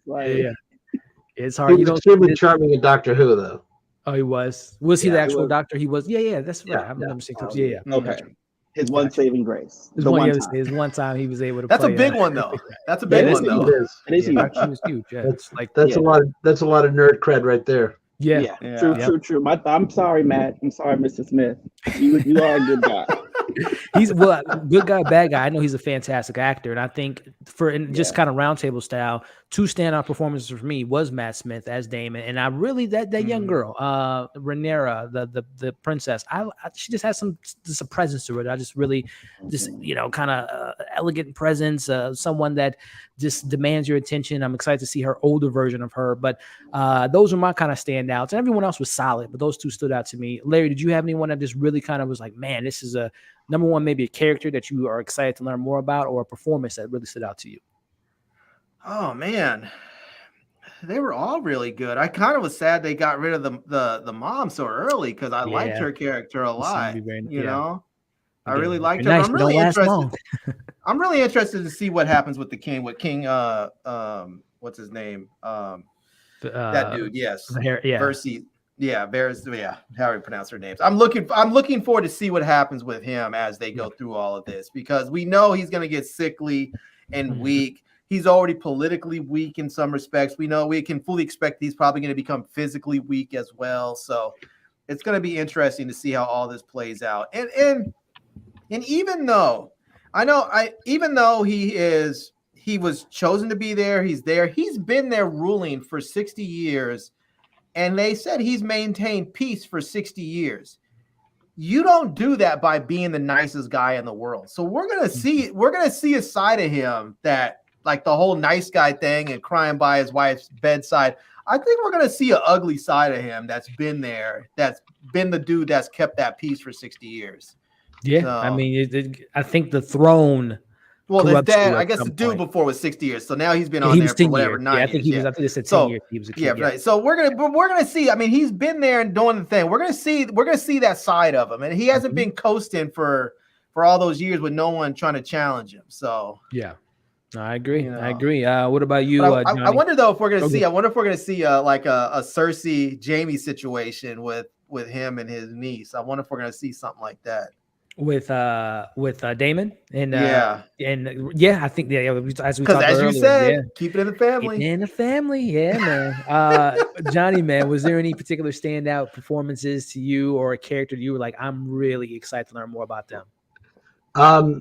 He didn't really have a standout performance, but I really want to learn more about Corlys Velaryon. And I want to learn more about that, what happened with him and his wife, and the whole succession part there, and how that went down. I mean, we know how it went down, but there's got to be something there that even like during that joust, it was like, oh, I want the tidings of the queen that never was. It's like, wow, yeah, that's gotta hurt deeply to hear that, to be called that. Yeah. So but it also says how many people still want you, though. Like the people that still think of you as queen. That still says a lot. Yeah. So I'm really interested to see that side of the family, and what they do with that.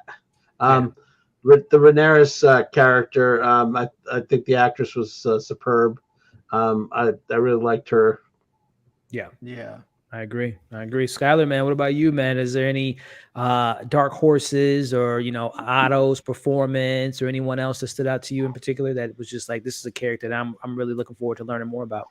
I think my top character would probably be Valerian. I hope I said it right. Mainly because I just want to know where all the black people went. Right? Like, where'd all the black people go? What happened? Did they go the way of the dragon? Like, why is he the only one? I just want to know. So him, but then also everybody did great. Everybody did a really, really good job. I think the younger brother was definitely the standout to me. This was just his episode, right? He was the one that got to really emote more. So I guess we'll get to see, what all he does. But like story wise, I would like to know Damon. I think is his name, Damon. Then just sort of like the other half of that family, because there's drama there that we haven't gotten to see yet. One thing that I think is really interesting, the vibe I'm getting from the show is, and I know we don't want to do like too many comparisons to Game of Thrones or whatever, but like I get the feeling we're going to get to focus a lot more on the political machinations. I think you're right. Yeah. And I'm looking very much forward to that. Which is it's a great point you bring up here. Are you guys, wanting supernatural like we got from Game of Thrones, and then I'm referring to like the White Walkers. You know, I obviously was we got gonna ask, dragons. are we gonna see them? Yeah, I don't think so, because there was supposed to be a the origins of the White Walkers. They shot a pilot and they canceled it or whatnot. But are you guys wanting that? Because I think, to Skylar's point, as far as focusing on the political aspect, I think sometimes as the show went on with Game of Thrones, the White Walkers were just kind of like thrown in for action sake purposes. We didn't really get to know the Night King and explore that aspect. So I think it was just kind of like it wasn't handled well, in my opinion. Which, starting with you, Johnny, do you think there is another element of surprise to the show that we might not see in this first episode, whether it is White Walkers or, you know, beyond the wall? Are we going to go to the, you know, the Night's Watch? Is there any other aspects of the show that you would like to see besides the political aspect, the family drama, and dragons? I'm kind of wondering if it's going to have to do with the dragons, and it's going to have to do with the formation of Westeros, because they did talk about how they came across the sea, and if we're gonna end up on the other side at all. And I really like the political intrigue. This is I like this is like the house. It's like a House of Cards, House of the Dragon, you know. Yeah, literally. Yeah. But I'm wondering if like maybe we're gonna see something across the what do they call it, the Barren Sea, or I forget what that's called. I can't remember, but I know what I'm referring to. Yeah. I'm very curious. Somebody explain that to me. That scene where the king was explaining all this. He said this has been passed down from king to successor for however long. They just totally lost me on that part. I was like, I need to go back and watch that again, because I was like, I have no idea what they're talking about. Which part? Which part exactly? Where they were down there, where they had the big skull of the dragon. The dragon. Yeah, I can't remember the original dragon. Yeah. So I'll throw. I mean, definitely Johnny and Skylar, if you guys have thoughts. I just thought it was just a matter of, he just said that mankind, humans, should have never dove into that side of thinking they can control dragons, because it kind of fed into their greediness and all that stuff, and believe that they had control by having dragons. And if you have fire, you have control. But I just thought it was just a matter of him, again, as we talked about, him kind of being, I don't want to say weak-minded, but he's not, driven for the complete conquering of the worlds. But right. Skylar or Johnny, did you guys have any insight on that particular scene? Yeah. Are you talking about towards the end of the episode where he's talking to his daughter? Yeah. Where he named kind of the uses of the dragons and stuff like that. Yeah. Okay. So I took that to mean, one, he was saying, be cautious of this power that we're not necessarily meant to have, like you were saying. But I think he was also saying that there's a prophecy in the family, like they were a dream of the White Walkers that was going to be coming. Yeah. That's so they had to. Yeah, so he's like, we passed this down. Winter. Yeah. So he was like telling her, because he's saying, you're, as the new heir, you're going to be the new queen or whatever. Yeah. It's going to be her responsibility to pass it down, which I think is interesting, because clearly somewhere along the line somebody dropped the ball, and that's why we ended up with Game of Thrones. So that's what he was. He was telling her of the prophecy, like, yo, kind of like low key. Maybe a little bit off topic, but I'm kind of like, every time there's a new president, I think the old president tells the new one, we got UFOs, right? But we can't tell nobody. Like, I think it's like that. Passing it on. That's a great point that you bring up, because obviously, again, foreshadowing what happened in Game of Thrones, Daenerys was ultimately on the throne, and obviously we know how that played out. But it is, and we know from that show, there was no dragons for I don't want to say hundreds of years, but like close to 100 years, there were no dragons on Earth. So it makes me think that this prophecy, Damien probably took advantage of the dragons, and people got hold of how to take down dragons, and ultimately lost their power, which the Targaryens were known for being dragon riders and stuff like that. So, Johnny, any insight on that vision and the warning that father was trying to give to his daughter?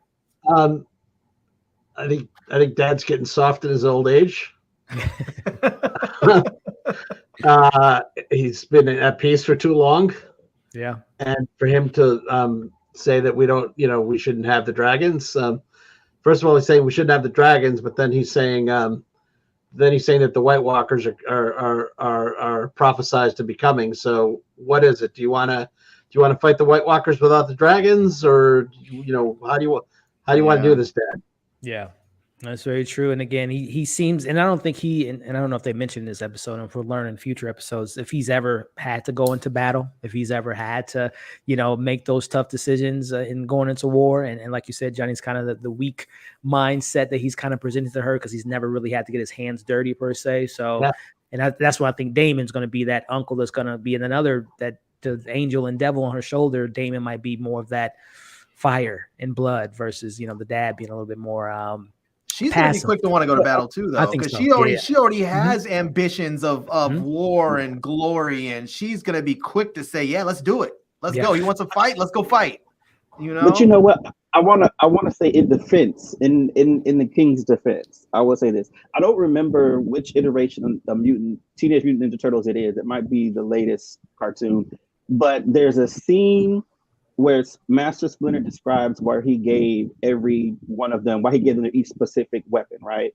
And so like with Michelangelo, he got the nunchucks because he doesn't know control. So he needed a weapon to where if he didn't know how to wield it right, he would get hit. So he would learn how to exercise control. With Raphael, he got whatever weapon he got because he has anger issues, right? Donatello, he got the staff, because he thinks too much. So he needs something to just boom, go. But then Leonardo was the only one to get the sword, the bladed weapon, because he was the calmest and he was the leader. And so that's who you want wielding the most powerful thing that can kill someone, right? That's why Leo got the sword. And I kind of see the King sort of as like the Leonardo, right? Like he's like, I got this powerful thing that can help me take over the world, but I have it because I know how to use it. And I know to use it sparingly because I know that this is like a dangerous weapon. And I think that was the lesson he was trying to impart on her. And maybe if he didn't have to do it so suddenly, like if he had treated her like an heir growing up, it could have been in doses. But he's like, I ain't got no time. So look, you got a sword, boo. Don't go cutting everybody because it's gonna be a problem. Well, so I would have never. What a great comparison, Skylar, to bring in Ninja Turtles into Game of Thrones. I don't think anyone could have done it as good as you, my friend. I think I reached Nirvana tonight. Yeah. I mean, what else? How do you follow that up, right? Shout out to Watch With Me, someone that I came across her channel this past weekend. Really great live stream. Check out her YouTube channel.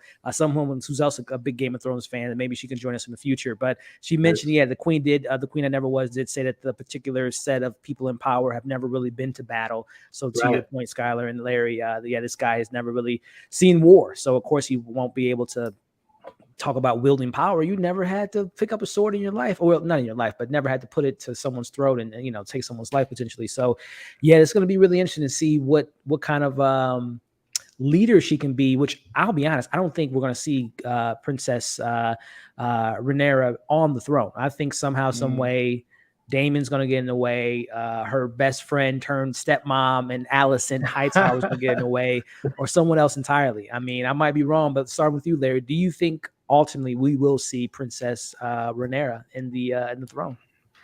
I think we are. And I think the reason why we are is because we know eventually we get women on the throne, and it has to start somewhere. And I think they're showing us where it starts, and so I think we're going to see it. One thing I don't understand, though, and maybe this goes to the fact that you guys are saying that the King is getting soft. I don't understand why he just didn't kill his brother.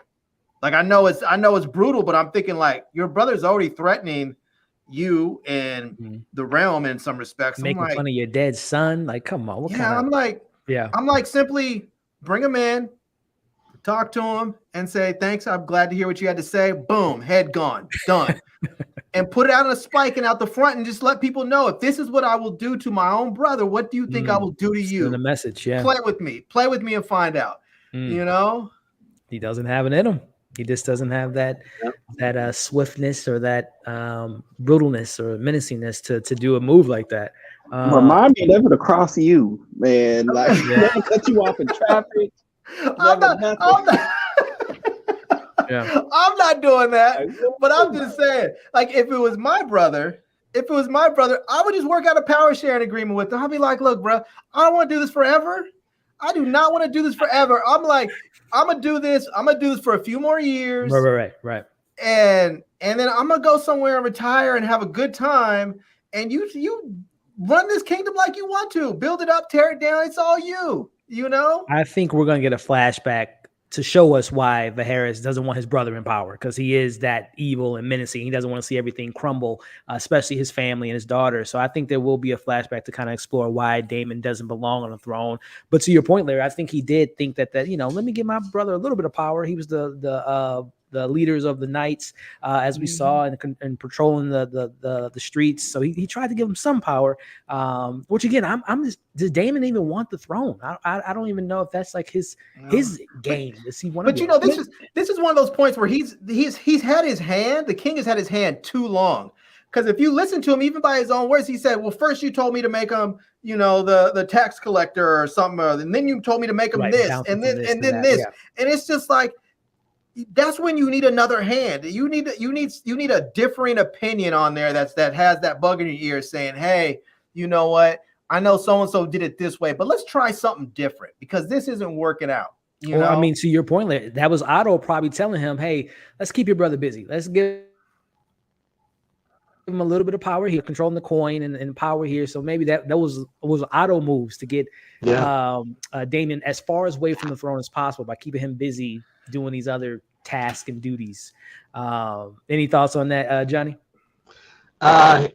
He wouldn't let him. Johnny, I think your headset is going out again. Oh no! Hold on, let me see. Can you hear me? I can hear you, but it's muffled a little bit. All right. He didn't want to make him the hand. You guys hear that? It's still kind of okay. Yeah, hold on. We'll need you for a second there, Johnny, to figure that out. But Skylar, your thoughts on kind of this position or this situation that we find ourselves in with these characters? With Daemon, I definitely agree. He was trying to put his brother somewhere to keep him like sort of sated or whatever, keep him happy, keep him awake, keep him busy. But I do have to say, when he was going around, what they call the Night's Watch or the City Watch or something. Yeah, I think it's the Night's Watch. Yeah. I'm over here. I'm like, defund the police. Defund the police. Like, what is he doing? He did something his brother couldn't do, which is, as Larry said, killing his brother. He sent a message. He said Daemon's the new head of the watch and saying, you know what, crimes, rapes, people getting killed and people robbing. I'm going to make a change by showing y'all, we're going to cut your heads off, your limbs off. If you mess around, you're dead. I don't know what they cut off on that dude that they said was a rapist, because they lingered on his butt for a long time, and then it was just like a big slab of flesh. It didn't look like a penis, but I was like, I don't know what that was, but I kind of don't want to know. Yeah, I think, Larry, I think, I was confused, and I was like, normally what I would do, because I didn't know what it was either. Normally, I would rewind. Yeah, I just was like, I'll let my imagination. I'm good. I'm good. Yeah, I'll just leave that. I was like, I pick up what y'all putting down. I don't need to see it twice. Yeah, but I was like, this dude running around just killing people, cutting them up. Reed got it worse than he did. And so like with him, I feel like it's we see it so many times in shows like this where there is a younger person or somebody else that's like close to power but not quite. They're always trying to carve a lane out for themselves or whatever. And the thing that I feel like always happens is that person is never, like I said before, if you want the power, you are not ready for the power. The reluctant hero, both in story and I feel like in history, even though I am nobody's history major, is the reluctant hero, the reluctant leader, the person that just wants to go and play with their pets or dogs, whatever, is the one that you want to be the leader, the one you want to be in charge, because they at least have a heart. They at least have a sense of justice. What Daemon did, cutting everybody up in there, because I didn't understand it at first. I thought he was taking over the kingdom, honestly. And then once later we realized I was like, oh, okay. But like what he did to those inmates or whatever they were, that's the kind of leadership where if he makes it to be king, you end up with rebellions. You end up with the Kingslayer taking you out because you, even in a kingdom situation, people aren't going to tolerate that for very long, right? Like it's going to be an issue. So in my opinion, Daemon got to go. I get why he did it. It was just really, really brutal. Why, how he did it. How But he went I about understand. it, I don't even. Yeah. But why though? Like, okay, like why do you think he did it though? Well, because the place was run rampant. The place had gone to hell. It was violent. There were thieves everywhere. There were rapists and murderers. And then they were about to have this big tournament where all these people were coming in from all over the different realms. And it's like, do you want to bring them in? Right. And then all of a sudden, these people are Like, getting raped been and to murdered. Queen's Landing lately? You Yeah, can't. it's I remember when I was growing up in LA and they ran amok through that city right before the '84 Olympics. They were like, "We're cleaning this place up." They ran amok through this piece, and I mean, it wasn't quite that brutal, but it felt like it to some people, I'm sure. Well, so I see what you're saying, and I see it a little different. So to me, it's kind of like, and I don't mean to get super political, but it's kind of like now where you see politicians saying, oh, crime is on the rise. There's all this crime. The Democrats are letting, the streets are running wild, and we need to do X, Y. We need more police. We need more of this. We need more of that. We need to be in charge. And then we look like the statistics. It's not really as nearly as bad as what they say. I think his real motivation was he took a kernel of truth, right? There might be more crime in the city. And he used that as a way to build himself up. It wasn't about him he didn't care about the crime. He don't care about the rapes. He doesn't care about people getting robbed. He cares that this is his moment before this event to show that he's somebody, because his entire life, he's been trying to show that, hey, I can be king. I'm someone of importance, and I'm more than just my brother's little brother. And so he was just using this as a means to his own end. That's why he was like, make sure everybody fears the color gold. Like, that's not about justice. He wants people to see him when they see gold. And so that's, I kind of like feel it's like that with our current, to a certain degree, our current politics, where people take these political issues that may be, serious things that people touch on, and they sort of exploit them, because ultimately, what are they doing? They're riding to the next election. They're riding to the next nomination. They're like, and that's their real goal. Because what you've noticed, not to get political, but it's a lot of the problems that our politicians on whatever side that they harp on, they never really fix them. Yeah. You know what I mean? They just talk about them for a long time. And I think this is what he was doing. He didn't need to kill all those people. He just needed to marry a hot black actress. Sorry, did I say that? Oh, my bad. Yeah, and I'm even thinking about that speech he gave the guys. He said that y'all been, this city's been running amok, and we about to clean up these streets. So yeah, Larry, that might have been the best. But sorry. What's your Prince? What's your name? I have to. Oh God. Sorry, bro. No, I mean, you hit it on the head, man. I'm sorry, Megan. I mean to clown your husband. I'm just, it was there. I had to take it.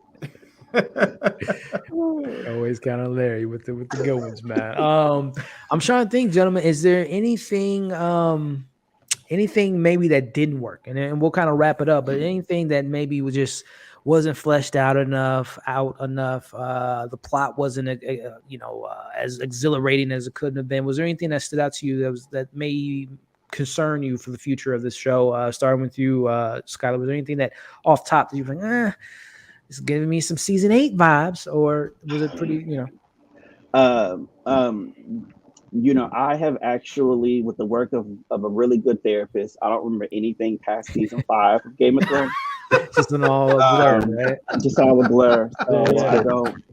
And let me say, when you're trying to be a writer in the industry, you're not supposed to clown other people's work. So let me not do that. However, I do think that it is common knowledge the last few seasons of Game of Thrones did not hit. And pretty much everybody, that's like a universal opinion. So that said, they went on, they derailed from the novels, because there was nothing to write from. So this kind of makes stuff up. And I don't even want to give them. That's fine, but it's not a good enough reason to me. No excuse. Yeah, and plus they rushed it too with their Netflix deal and all the Star Wars they were supposed to get. They rushed. I mean, they rushed. As you said, what are we talking about? Season 8? I don't even think there was a season 8. What are we talking about here? But as far as like what didn't work for this, I really can't think of anything. Like and I had said this before. I didn't really have high hopes. Based off of the things that my therapist and I got rid of that I don't remember.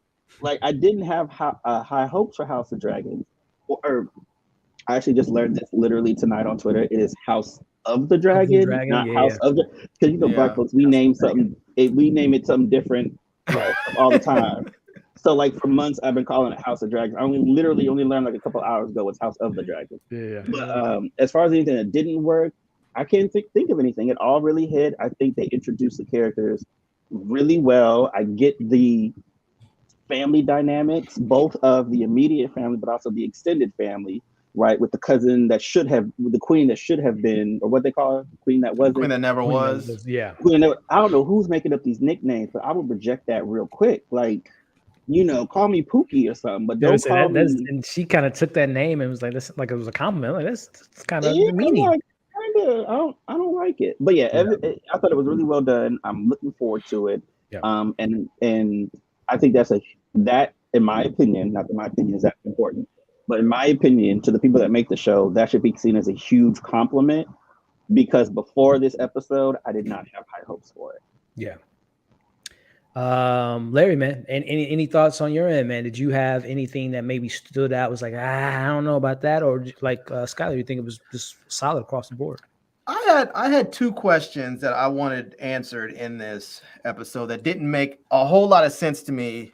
One of them was just a quick thing. One, what happened to the Hand's son? I mean, dude basically took his horse out, made him face plant. And when he got up, it looked like he had road rash, all over his face. They just sort of dragged him off, and no one ever mentioned anything else about it. It was like, that was just that. I'm like, your son looked like he just got almost killed. And that's it. The other thing that I was sort of wanted some more answers were, like, the whole thing about with the queen that never was, it's like they made it seem as if she was really disappointed that she wasn't going to be queen. Mm-hmm. But why would she expect that? They hadn't had a queen. The lines had always passed down from male to male to male to male. Why? Unless there was something where they had been preparing her father or her, whoever was, whoever the king was to her, had been prepping her and schooling her and diplomacy and how to be a leader of this kingdom. Unless she was going through all of that and she had expectations of ruling, why would she even be disappointed to find out she's not going to rule? There would have never been an expectation for her to rule. I'm gonna have to revisit. I think because they said that by law the eldest was supposed to be next in line, and she is older than the eldest if there was no male heir. There was no which that's a good point. Yeah, I didn't catch that. That's a good point. I mean, but to your point, she didn't seem to be like upset too much from what we saw from her. Her husband seemed to be more about it than she was from what we gathered from this first episode. So I think she did a little, like, she was disappointed when they named her. Yeah, and it was like, why would you even expect, like, I'm not on when November 2024 rolls around, I'm not going to be disappointed when I'm not confirmed as the next president. I'm not expecting to be. Yeah. I mean, are you announcing? Is this your announcement of your running? Right, here we go. First breaking news, ladies and gentlemen. Because she sees all the terrible men doing terrible jobs in her life, she knew that she could do better. She swallowed her pain. Yeah, I can see that. I can see that. But she still would have no expectations of being it. I get. She probably believes she can do better. But you know what I think this is? I think this is an example. Oh, I hate to say this. So they always talk about in storytelling, like, show, don't tell, right? So when they said in the beginning, when they do that little voiceover preamble where they say that the king was only considering 2 cases for the throne, that was them telling us that she probably knew. They all knew that she was the other case, right? So they were telling us that she was preparing, but they didn't show us, like you're saying. Like there wasn't a discussion, or maybe because they were short on time or something, but they could have, you're right. I think you're right. They could have shown us her preparing for it, or a meeting with her counselors, or just something to show us that she was thinking this might break history for some reason, right? Or So we might get that scene because we already know they go back in time. We might see that scene with her and her father and her brothers to that level of disappointment. Yeah. I don't know who it was in the comments that said something about she thought she could do a better job and these men were doing terrible. I'm just going to say this. Women can be trash human beings just like men can. When it comes to power and money and just all of the terribleness that goes along with that, women can be just as brutal and horrible as men have, and we have seen this throughout history time and time again. We have had male rulers and female rulers. I am an equal opportunist when it comes to telling people like it is. Just because you're a woman does not mean you're going to be a better ruler. Just because you're a man does not mean you're going to be a better ruler. You're likely going to be seduced by the power. And it doesn't matter what you have between your legs. I mean, You know what? Game of Thrones showed us, we saw with Cersei, in the position of Yeah. power she had. And I mean, Daenerys, she became the Mad Queen at the end of the We day. don't- Yeah. That didn't happen. She wasn't Mad Queen season 5. I don't know what you're talking about. Yeah, no, she, I don't hate know to what you spoil mean. it though, Skylar, but she decided to bring hell to everyone in King's Landing. She Gonna send his brother back to therapy. Yeah. Right. I don't recall what you're talking about. I will say this. I don't want, not in defense of the ladies, but I agree. Anybody can be a terrible leader, right? But I think it generally speaking, right, and speaking in broad generalities, I think women tend to be, in my opinion, better leaders in the sense that they tend to be more about community and thinking about others, right? Like there was this experiment somewhere in Africa, I can't remember where they're doing like micro lending.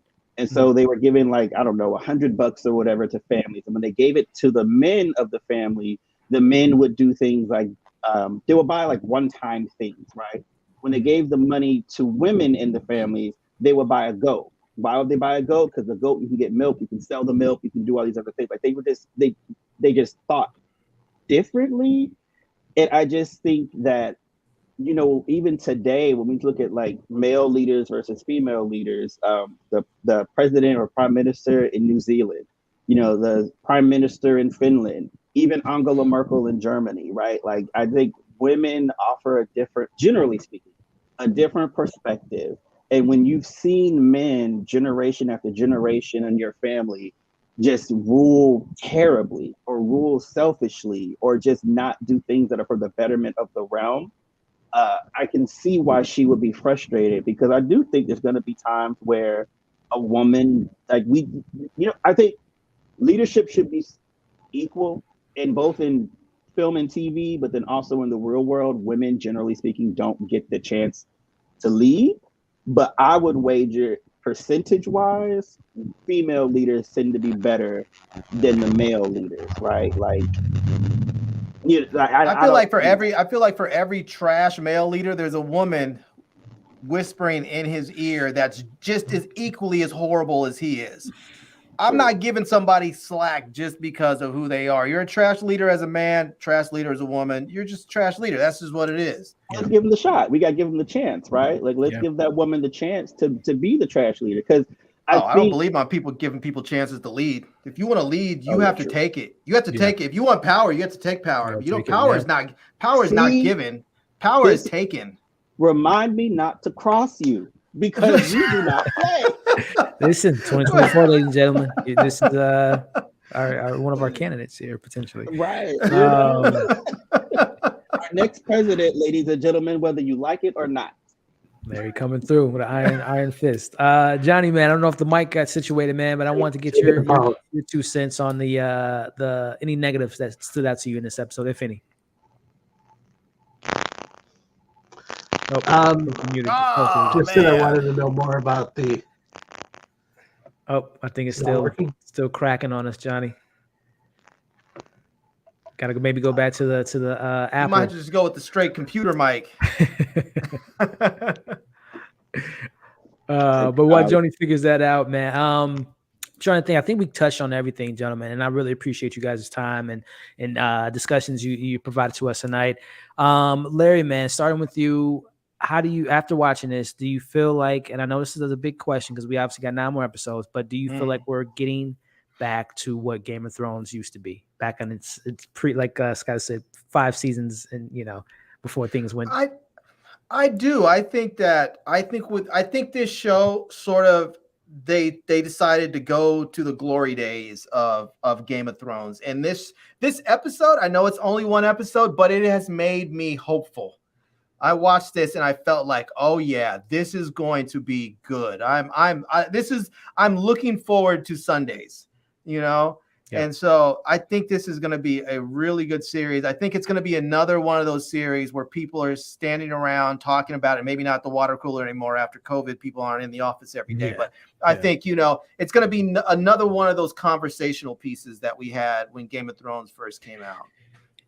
What the water cooler is now is Twitter, Instagram, TikToks. That will be determined to tell what this show is going to be. Because yes, obviously those platforms were around during the height of, well, not really during the height of Game of Thrones, which is seasons 4 or 5, 6 and stuff like that. So it'll be really interesting to see the reception. And if it is that, which I think it will be, Larry, I think it will be that conversation every single week. People will be talking about, based on this first episode, House of the Dragon.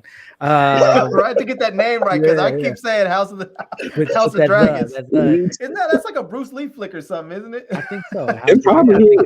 I think it is. Skylar, man, tossing it to you as far as do you think it's again, it's just one episode, is this the Mandalorian of the Star Wars universe where everyone was like, Star Wars is back because of the Mandalorian? Is Game of Thrones back? Yeah, I think Game of Thrones is back. I think Larry is right. This is going to be appointment viewing for Sundays. I'm looking forward to Sundays now too, which is hard because Mondays are always rough. God, Mondays are rough. But yeah, I think this could really be it. Provided HBO doesn't cancel it and disappear from the service like they're doing. David Zaslav come in here and be like, get this off the server. Yeah, scrap it. We're gonna do reruns of 19 Kids and Counting Sundays. But if provided they don't do that, I think this is definitely gonna be like their next appointment viewing water cooler Twitter.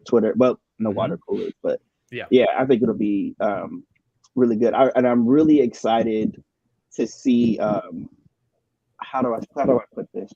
Really excited to see them breathe life back into a franchise that I think had suffered from what I've heard, my therapist told me, was a terrible ending to the story. It was catastrophic.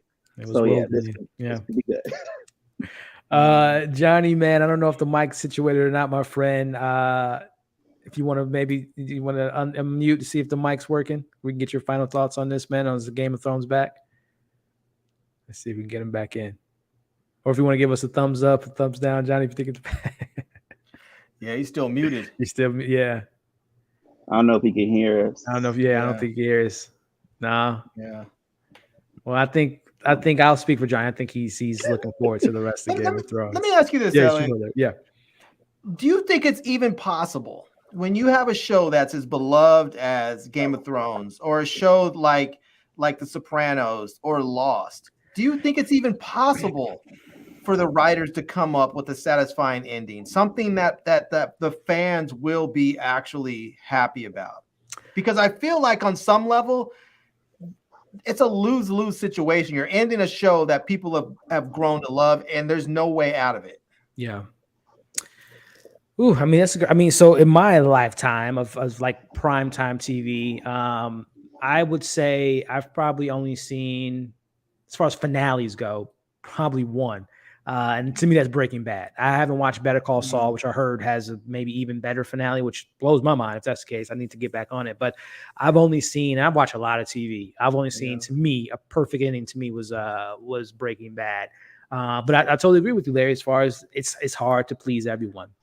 Yeah. But for me, I think Breaking Bad was one of the only like big shows that was like most talked about, won awards, that to me stuck the landing. Skylar, I know you're a writer, man. Any shows or conclusions that you thought was did the thing? Perfect. I would have to say probably the best one that I can recall was 6 Feet Under, where everybody died. Like it was ugly cry. It was ugly cry. It was just so well done. So I thought just wrapped everything up neatly and perfectly. I didn't watch Better Call Saul, but I heard that was amazing. Yeah, it was great. Yeah. I heard Breaking Bad was also really amazing. I tried to watch that show. I didn't get past the pilot. A lot of people. I know a lot of people. Trust me though. If you ever get a chance to come back around it's worth it. I literally was like, who is this white man in his underwear on my TV? I don't understand. Heisenberg. And so I got to go back and give it a chance. But I was like 10 minutes in and I was like, what is this? Oh. But I will, because I do think, Larry, you're right. It is super hard to stick the landing, especially with a show like that, as popular as Game of Thrones was. The thing that the thing that I think with a lot of people, and again, I don't mean to criticize, but like there was so much attention and love and care that was put not just into George's version, the book version, but also the show. And there was a sense that, and I'm not saying this is what they were doing, but there was a sense in the audience that same level of care didn't get put towards that final season or the finale. And so, I again, not trying to dog them out, but it's like, I don't think this was an example of it was just hard to stick the landing type of thing for a show. Because there are shows like that where you're like, there's no one you're going to please. But like, there's been YouTubers that have talked about what they wish that the show could have ended, and they went through plot by plot. Yeah. And I was like, well, damn, that actually, Sounds. that would have made that would have worked. Yeah, that would have worked. So like, I think it's hard for a show, like you said, that's that popular to stick the landing. But I also think they had plenty of runway to do so, and they just made the decision that they felt like they wanted to make, and I'm all for that. But I don't think this was that. Yeah, I'll tell you one thing I think was their saving grace is that they announced there were going to be more shows coming after. I think people would have been just disappointed and horrified if they didn't know they were getting more Game of Thrones. And I would say to that point, Larry, I would say a thing that I think helps to at least stick the landing is plan ahead. And from what I've heard from George R.R. Martin and everyone behind the House of the Dragon, I think they're mapping this out for no more than 5 seasons, like maximum, is they want to do no more than 5. So I think they have a map to where they want to go, and they have George R.R. Martin, who wrote the books, who's being in the writing room. So hopefully, we'll talk 5 years from now that they set the landing. But Johnny, man, again, I hope, fingers crossed, is the mic. Let's see you. Let's see. You sound good, right. man. All right. I got rid of the external mic, and I got so here I am. So Benioff and those two guys that did the Game of Thrones, Benioff and the other guy. Dumb and Dumber. Recall that they rushed everything, and then they were supposed to have that show. Do you remember they were supposed to have a show about the Confederacy? HBO. Yeah, and that was going to be an HBO show, and it was like, have you heard of something called Black Lives Matter? Yeah. I mean, and shout out to April Rain and the other ladies that organized that movement to get that scrapped. Yeah, because ain't no way. It's a terrible idea. Ain't no way. That was crazy. Terrible idea. Greenlit that. Yeah. But I like the show. The only thing that, like I said, I just want to know more about I just want them to fill some stuff in for me. I think I would give it a solid 4.5 out of 5. Yeah. Just need to have some stuff filled in. And now I think I have my microphone situation figured out for next week if you have me again. There we go. Yes, sir. Yes, sir. Well, on that note, Johnny, Larry, Skylar, and everyone in the chat that stuck through the last 2 hours and was a part of the watch along, I appreciate you all. Larry, Skylar, and Johnny, the invitation is open to join next week, and for whenever you guys are free, I would love to have you back on to discuss what this show is going to hopefully offer us for the next 9 weeks now. But outroing out, Larry, man, I'm gonna start with you. I know you were on Brandon's stream earlier and talked about some things people can look forward to, but if you want to let the people at home know again where they can find your content and what you got lined up for them this week.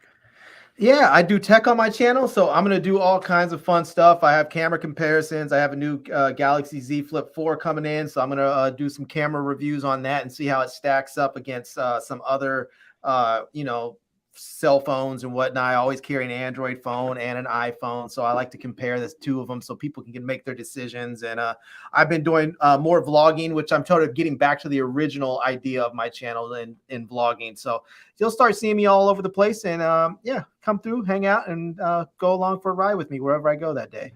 Yeah, so and I know too, you do like giveaways for the tech you review, and it's a great. I do. It's a great. I have channel. a ton of stuff that I need to give away. Actually, Yeah. I have more tech in here than I need to make room. I've been telling people, no, I can't take any more in because I'm physically out of space. There you So. go, guys. There you go. And by the time this video, like I said, once we end this stream, I'm gonna make sure that all their links are in the description.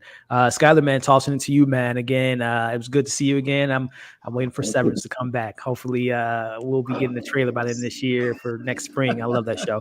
But Skylar, man, again, tossing it to you. Where can the people find your work and all your awesome content? Awesome. I am a writer for blacknerdproblems.com. We do entertainment and pop culture from the Black perspective. My latest article is a book review of a great young adult teen superhero fantasy book called Star Lion and the Thieves of the Red Knight by author Leon Langford. My review is up on BNP, blacknerdproblems.com. My website, skylarzell.com. And you can find me on all my socials, which is Skylar_writer on Twitter, TikTok, Instagram, all of that jazz, and YouTube. I said this the last time.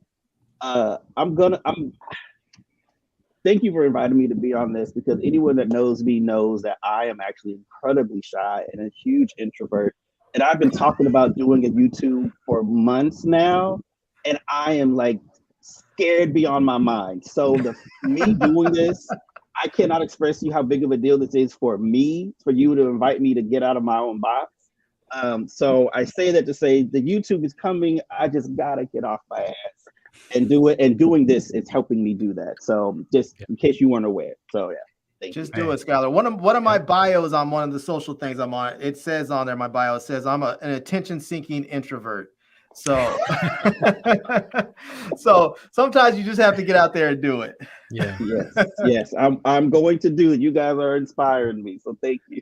Of course. Johnny, man, with the Sony Apple headphones debacle, but figured it out, was able to bring in the fire that he was able to share with us tonight.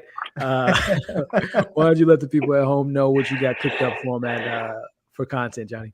Well, I just wanted to say, if you two guys are introverts, you have really good coping skills. So you're doing pretty well, the both of you. I have hopefully we're gonna my short film for the 48-hour film project, which is Into the Daylight. It's kind of a riff on what we do in the shadows, except in suburbia of Southern California.